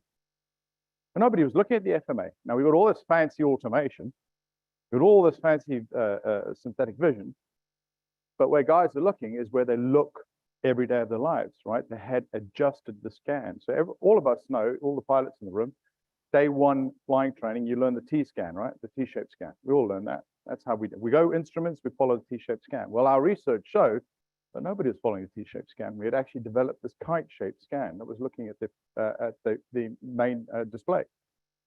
And nobody was looking at the navigation display either. And that was with a 2-pilot crew. So it's very, very easy for very experienced people with all the technology in the world to get themselves into a situation that's irrecoverable. Never mind if you're a single pilot. So if we look at the S-76 accident with Kobe Bryant, I mean, there's another good example. First of all, there was no HTORs on that aircraft either. So there's a litany of accidents. In the offshore community, 51% of fatal accidents were through loss of control or control flight into surface. And that was just guys getting disorientated. Nothing wrong with the aircraft. So it comes back to your point about training and how valuable that training is. And that's where our eye tracking research was really, really good, because what it did was it actually highlighted evidence-based training and competency-based training rather than going through the simulator and just doing a check, check, check, check, check. Yes, you passed, carry on, right? Because we need to understand where the weaknesses are in the system and address those rather than just going through a checklist in training. So really, really valuable points, guys. Thanks for sharing that with us. I appreciate that. I'm going to go to Emily. Are there any online questions for the chaps on this? Nothing? Any questions before we bring the rest of the panel up from you guys? We got a microphone there and a microphone here. Anybody with a spare mic? Back? Where's Chris? Has he run away? Chuck me a mic there. Grab one of those once as well if you need to talk. Who was first? Your hand was first, I think. There we go. Hi, a quick comment regarding your incorporation of these vision technologies for helicopters. I worked on a couple fixed wing enhanced vision certifications years ago. And one thing that jumps to my attention through your conversation is the regulatory environment and procedures to get those things approved for fixed wing aircraft do not allow for you to use them as a simple safety increase. They're always focused on expanding your operational capability, right? So how low do you want to go? What level of visibility are you aiming for? It sounds to me like in this environment, just having it on board for no extra credit whatsoever is already a huge improvement because of all of the unintended encounters with, degraded visual conditions. So as you think about how you're going to frame those technologies for this application, having a very straightforward, unburdened way to put them on the aircraft for no extra credit may be actually very valuable. Yeah, I think that's a really good point. We are taking the approach, at least on the FAA side, and I think it's very similar with EASA. I can't speak entirely 100% towards that, but we're kind of looking at it from the opposite perspective of, and I realize there's a burden, right? And there's always that challenge from the operator's perspective of, I'm going to make this investment here. What am I going to get out of it? What's going to benefit for me? And that's that conversation we've been having the entire week about how do we quantify safety, right? You can't put a price on safety, but yet we all do. And we have to, right? We have to be profitable in our businesses and the things that we're doing in our operation. But I think if you can get beyond that, if you can get to all of the challenges and things that you have with the certification, the operational approvals and everything from the FAA's perspective, right now we have seen, and we did a survey a couple of years ago in talking with all of the operational communities, and what we heard loud and clear, well over 80% of the folks is that this is a safety enhancement and we want this to improve our safety. We're not really sure what we want in terms of minimums. Yes, we want some visibility, we want some credit, we want some reduction. but we really want to use the technology for safety. And so we've been tracking towards that of let's get it out there. Let's try to encourage the adoption and use of that. And then that will inform the further rule development of whatever the final rule looks like for some type of operational benefit. We got one more question here. Chris, just following up on the images that you sort of started your presentation with the air tour operator in Hawaii, where it kind of had photos and tight time sequence. What are the minimums, the weather minimums for air tour operators in Hawaii?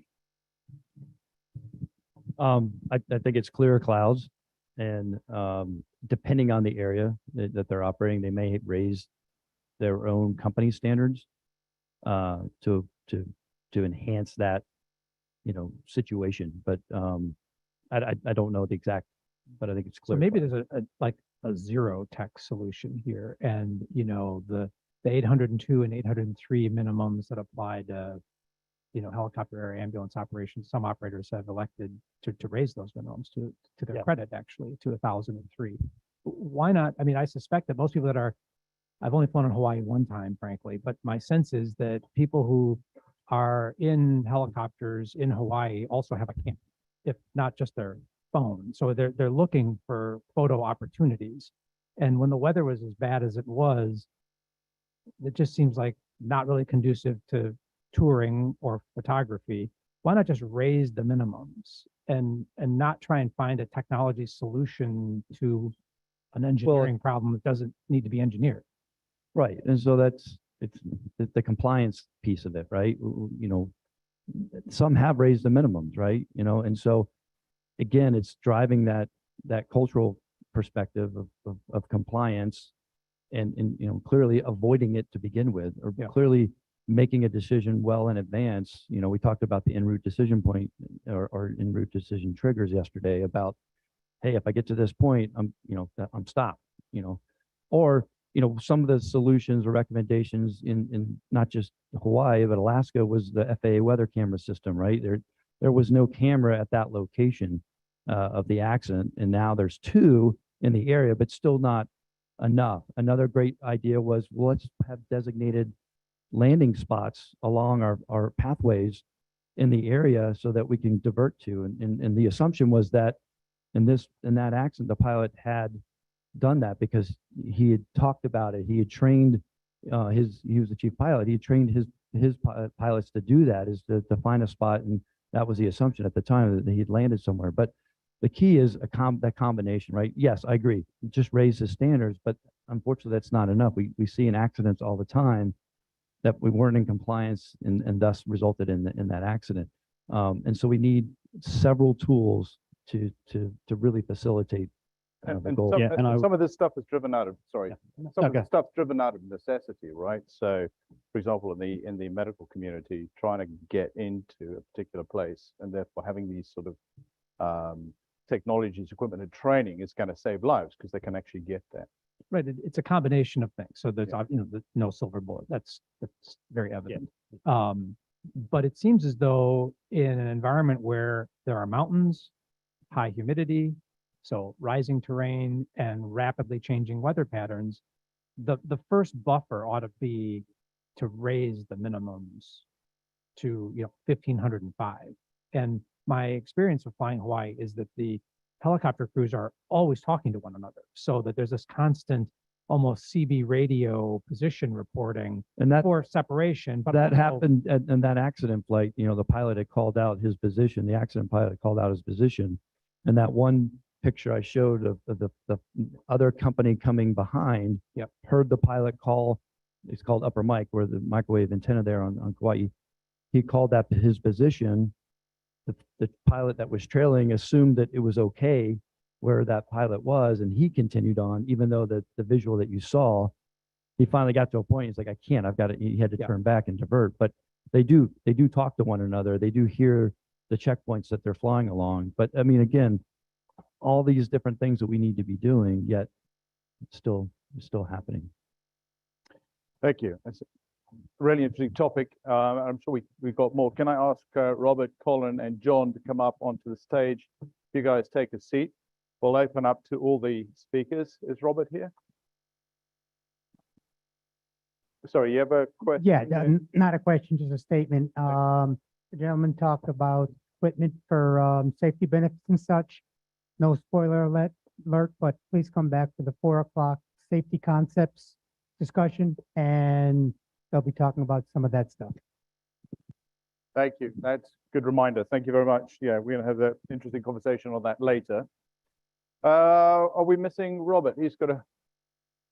Okay, if you've got any questions on the AC for heliports, we'll have to defer those. We can send those to Emily via email. Just as a reminder, the recordings will be on fast.aero and HAI website of these. So if you've got to leave, you can't stay online any longer, please go back there afterwards and you can pick up on this conversation. And if you've got any questions, email them. Emily's email address will be on the HAI website, so you can email her those questions as well.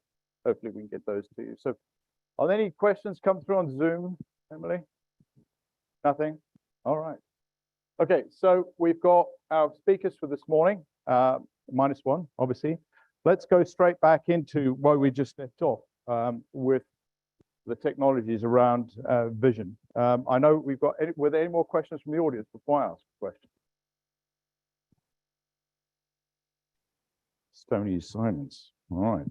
You guys did a good job. Answered everybody's questions. Okay. I noticed, for me, I noticed a lot of really cool and exciting stuff up there.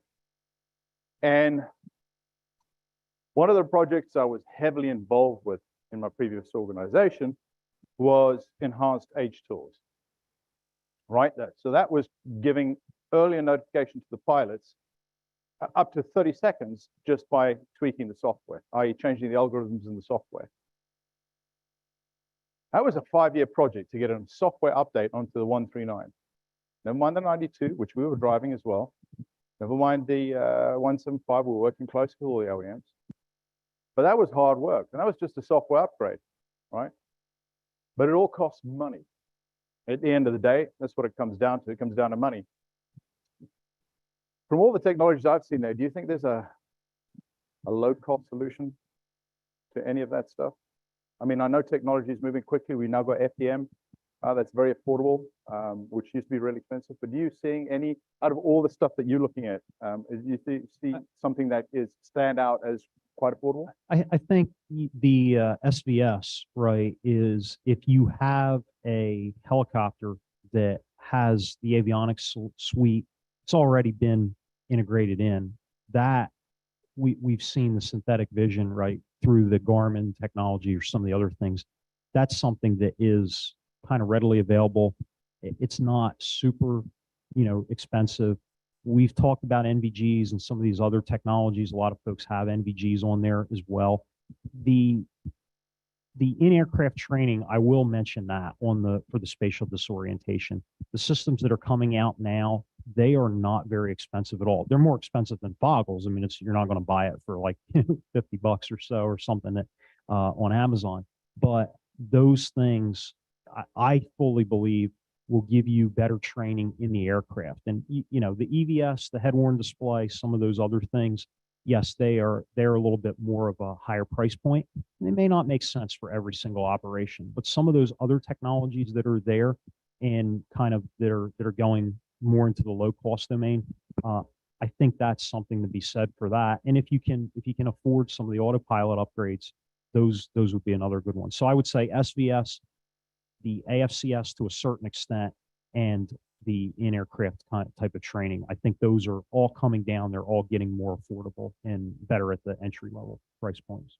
And correct me if I'm wrong, but from an FAA standpoint, you have a slightly different remit to a lot of other regulatory bodies. In other words, when you introduce new technologies or you look at new technologies and you do R&D in these things, you've got to consider the fiduciary, i.e.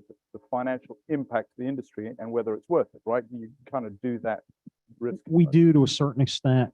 Our drive really primarily is more, safety focused, but we also don't want to come up with a regulation or policy document or guidance material that is favoring one technology or another, or makes it that, oh, we have to have $1 million system now in our helicopter. Great if you can afford that, great if you can do that, and that provides you with some level of benefit. But the goal through all this, both with the VAST and everything else is how do we get kind of the low cost technologies and what is the return on investment for the community? So I've said this before in other forums.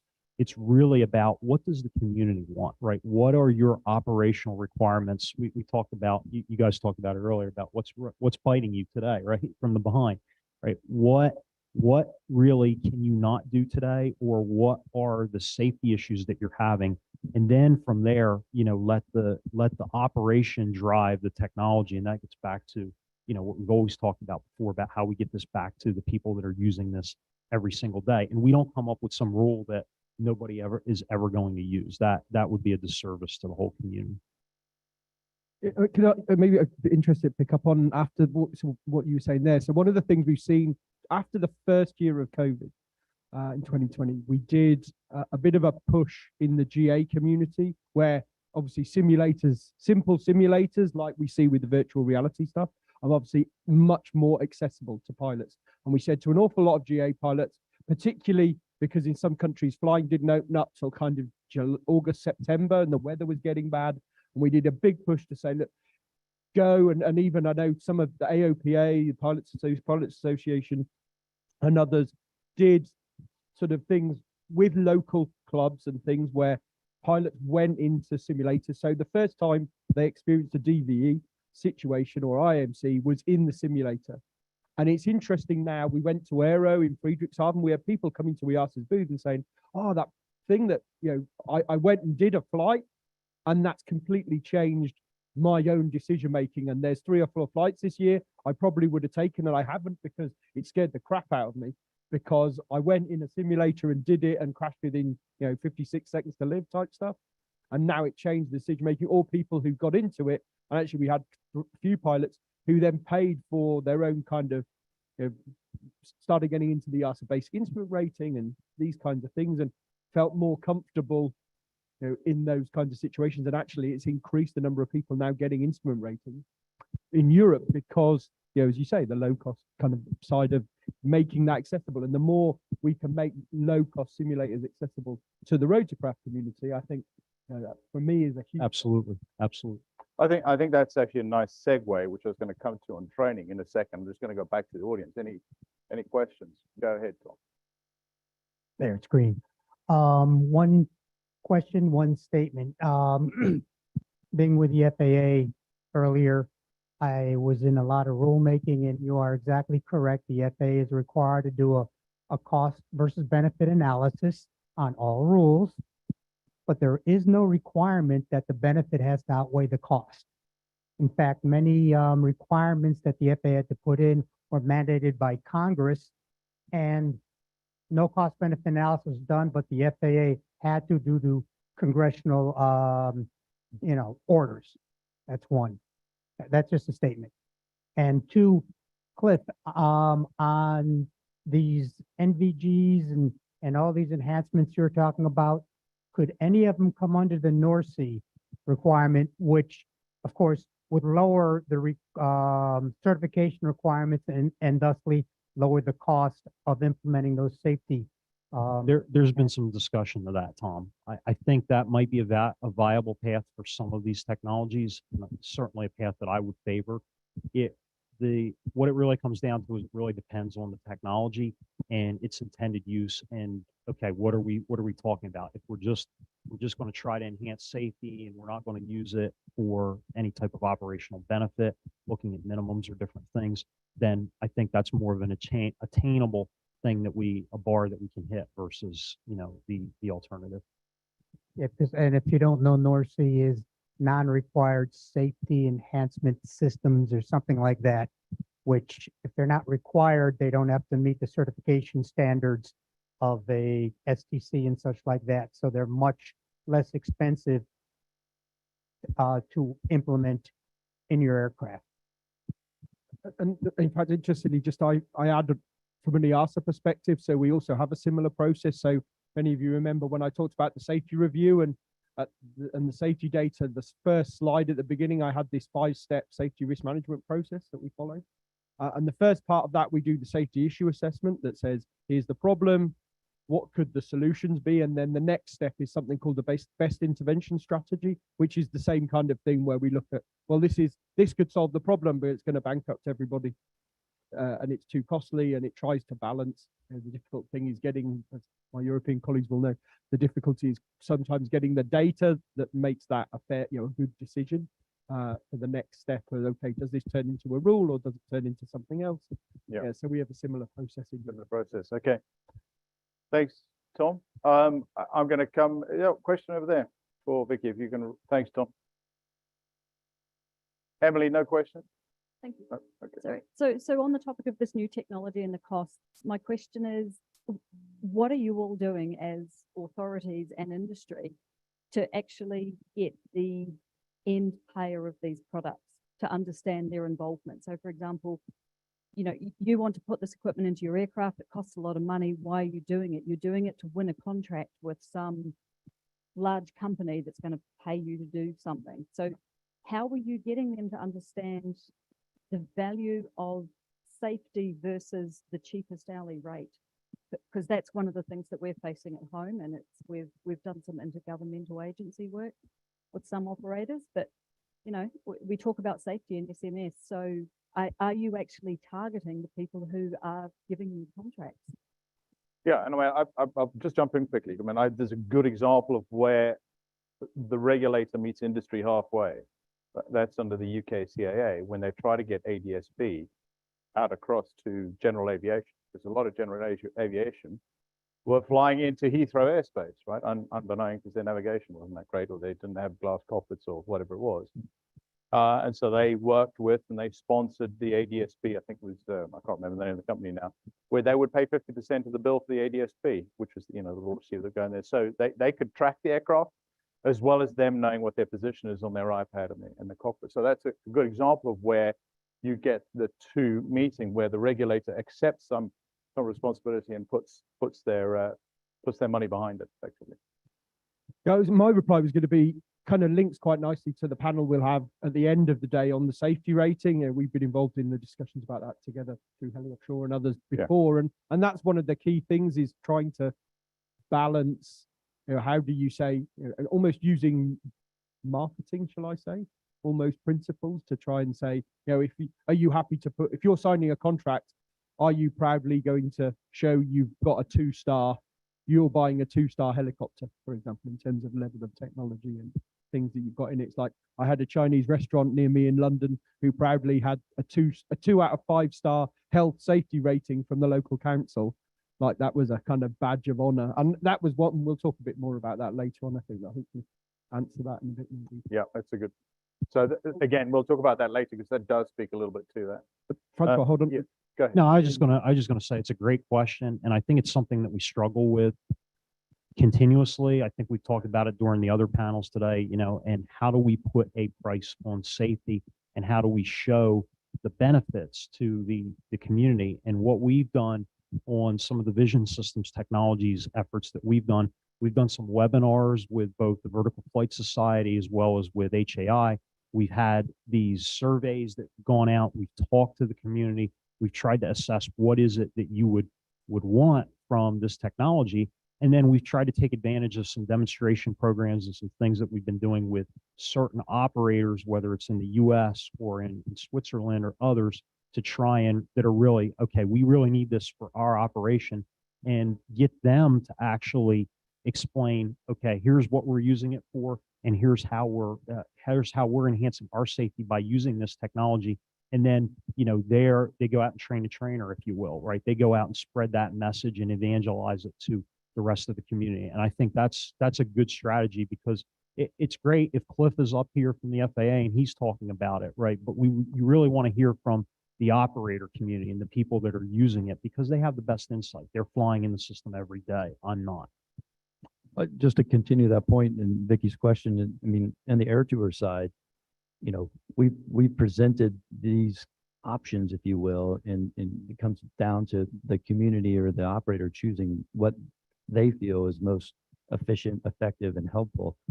One case in Alaska, instead of going down to using autopilot as an option, they decided that that HTOS and synthetic vision was a better use case for them.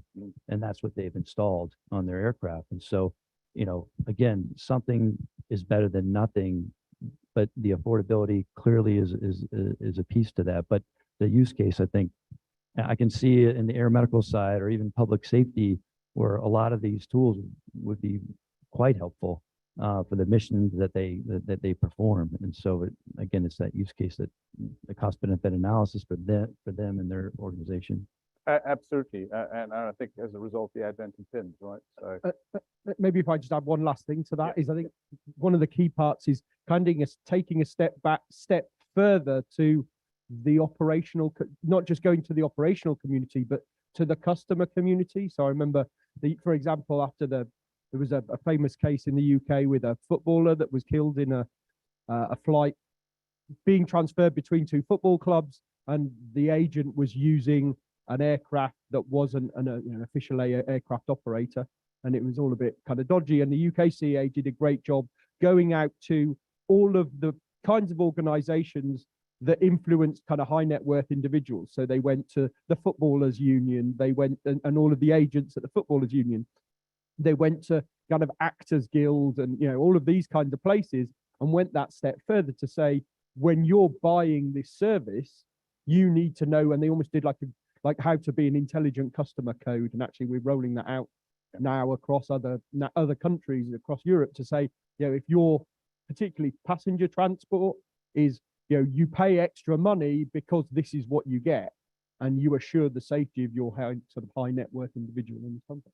And the same, like we did with the offshore community, certainly in terms of the wind and renewables community. I know there's a lot more work now with the energy companies to make the renewable energy companies aware why you don't go to an operator that does that. And and we're having those we were having a lot of those conversations with the energy companies, the renewable energy companies, where they were having the argument about 2 pilots versus 1 pilot, IFR out over the North Sea. So that's a different topic. We won't get into that right now.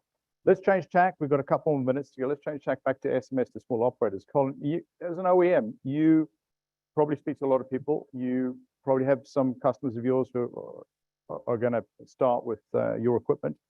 And I don't know what level of knowledge they have in developing an SMS, but you probably see across the board quite a few smaller organizations. What do you think is the single biggest barrier to SMS for people who are just getting started? I think we talked about it a little bit earlier on. I think it's the fear of the complexity and the understanding of why. So one of the things that I'm really keen on as we work with people who are looking to buy the new technologies, get into this new sector, is to just do a little bit of that mentoring. I think that's a really key goal. Is it's only by helping people understand why we do it and what's in it for them. The classic, what's in it for me? Why should I be bothered to do this stuff? And if we can do that and also support them, and I mean, Airbus is a great example. When you look at Airbus helicopters and the safety campaigns that they run with all their different customers, they go out and they promote, they're driving safety promotion. They're not waiting just for the operators to do their own safety promotion. They're enabling and mentoring safety promotion for the small operators. So very much in that same sort of model. I'm very keen that as we develop our customer base, I'll be supporting them. The other thing is also with some of the technologies like FDM, for example, we'll be able to harness and understand and look at that and help provide the trends and the learning and the communication, just like John was saying in the first session. Communication is a key part of helping the smaller operators stay safe. So if you can help enable that communication and provide them some of the indications or the common trends and spur them into action with a little bit of understanding of the intent of why it's important they do this bit, I think that's going to be a lot of it. But actually, I know you mentioned the HAI guide. I just had a quick look at it. It's brilliant.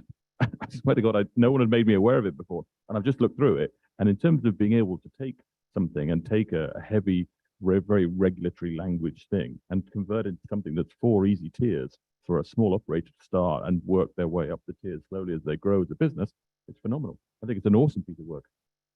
Yeah, That's great. And I agree. I think it is the fear, but I think we can, tackle that fear, if you will, if we do it in a collaborative way. And I think for small operators, private owners, they tend to rely on one another, walk over to the hangar next to their hangar and talk to Charlie and say, hey, Charlie, what do you think about this? Or, I think that's the key is as a community, we have to help one another. And we actually need to press one another to say, well, why are you going to go do that flight? Look, the weather's supposed to come in today, I think that's the key is that collaboration. But I think also one of the things in terms of that collaboration bit is to talk about the success bits.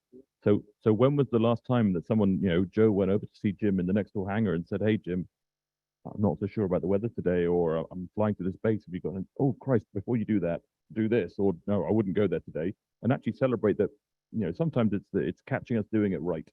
And we do it right every single day out there. And actually it's not just saying, oh, we got it wrong, here's an accident, here's another accident. It's like, my God, guys, you stopped an accident happening today. That's brilliant. Let's celebrate that. Let's promote and communicate that. And I think sometimes that can be a bit more of a positive spin. Positive spin's the wrong word, positive story. And if we keep encouraging the positive, and that comes back to the mentoring of, a lot of mentoring is about giving positive feedback, not just telling somebody they've got something wrong, but encouraging them and inspiring them because you're helping them recognize when they're getting it right. Yeah, There's a lot to be said for that. And I've actually got a good example of that in our operation in Indonesia. We're a small operation. We focus heavily on safety, and since I've been there since January, we've done 3 rescue missions. Dare I say, of our competitors who've had an accident. While our fleet was grounded, sitting on the ground, they were out flying. My question was, well, why were they flying? Now, there's a myriad of reasons why they were flying, but they had an accident, and in some cases there were fatalities in those. We did the rescues on those. So what I did was I called a collaborative meeting where I got the Civil Aviation Authority, I got ATC, and I got all the operators together just to start having a conversation on sharing, not competing on safety, but sharing, right? Which was new in that part of the world. They're not used to that. And VAST is not just about the developed world. It's not just about Europe and America. It is about reaching those smaller operators out in the middle of nowhere because, a fatal accident hurts all of us as an industry. I think we've got 1 more minute. I did have another question for you. I'll remember it in a second. I'll go back out to the floor. Is everybody desperate for lunch now? Is that what's going on? No questions? You all sitting there quietly saying, stop talking, I want to go for lunch. Emily, anything else? Even the people online, let me come in the camera shot here. Even the people online, hello, are you guys awake still? No questions from you guys. Just as a reminder, it's being recorded, you can get it afterwards. I think my question, oh, goodness me, Colin, I was trying to remember the question I had for you around SMS and the new technologies. Do people see the new technologies? And I know we're going to get into this later. Rex is going to talk about it. We've got the eVTOL session.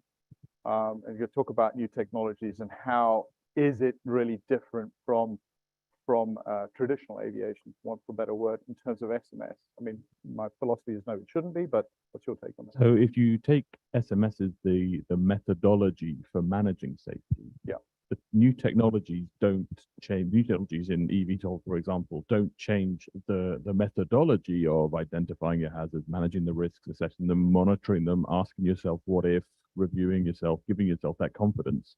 Ultimately, a management system or an SMS is a confidence building system. So that doesn't change. It's just different hazards that you're identifying. So, we talked about lithium-ion batteries yesterday. Yes, you use lithium-ion batteries in a lot of them, or different batteries technologies. So yes, there are issues there, but that doesn't change the SMS itself.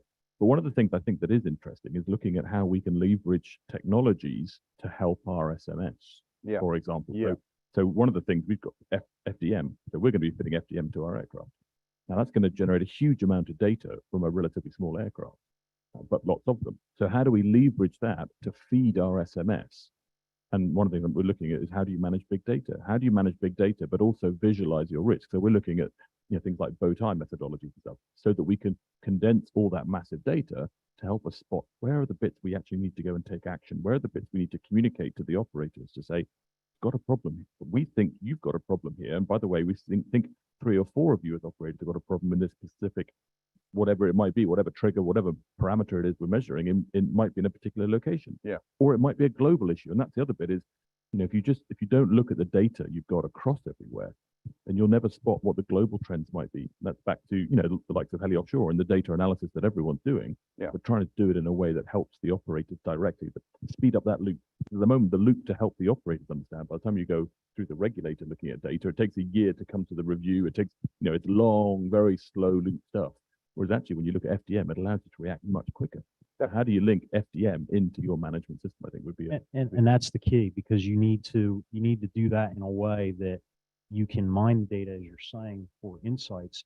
And as an operator, it's not two programs, right? It's okay, my FDM or my safety reporting fits in and feeds my SMS and vice versa, right? And then I've learned from it. If you treat it as separate entities, you don't get the full benefit to your application. yeah. And I think this is where particularly the eVTOL OEMs, and the number of them in the room here today, we've got an opportunity to help enable the operators. A bit just like Airbus. I mean, I know the Airbus guys are in the back of the room, and you, in Airbus helicopters in particular, you do that already. You gather the data, you're looking for the global trends, you're turning that data around, and you're going back out, particularly with the HUMS data, with the sort of the maintenance safety data. So taking that kind of model and building on what you've done already, the great stuff that you do, building on top of that, seeing what more we can do, how we can help these operators as we go into this new sector. We've got Gilles here. So, Gilles, do you want to get a microphone to Gilles? Tom, Gilles, talk a little bit about the program that you guys do at Airbus, because it's really powerful. I mean, you got a lot of some other companies. You buy an aircraft, they'll give you support with maintenance, they'll give you support with pilot training, they'll give you support with documentation. When it comes down to developing an SMS program, I don't know what degree of support there is, but Airbus is a good program. We'll get the microphone to Gilles, and then I'll let you all go for lunch, I promise. First, I want to thank you for promoting what Airbus Helicopter is doing. No, no, thank you very much. Yes, we are organizing the safety roadshow everywhere in the world, depending on what the risk that we identify. On Alexandre Mauger over there is the guy of the team in Airbus Helicopter managing all regions of the world where we develop this kind of safety roadshow. And of course, helping the operator to implement an SMS is key. But we have to understand what is the difficulty for a small operator really to implement an SMS. And I think the workshop of this morning was very interesting and useful. And I think that Alexandre has taken some contact with a small operator, because we want really to help the small operator to put in place an efficient SMS. So it was just a comment, not a question. Thank you. Thanks, Gilles. Guys, I'm going to let everybody go for lunch. This is a fascinating conversation. Please, can we give the speakers a round of applause?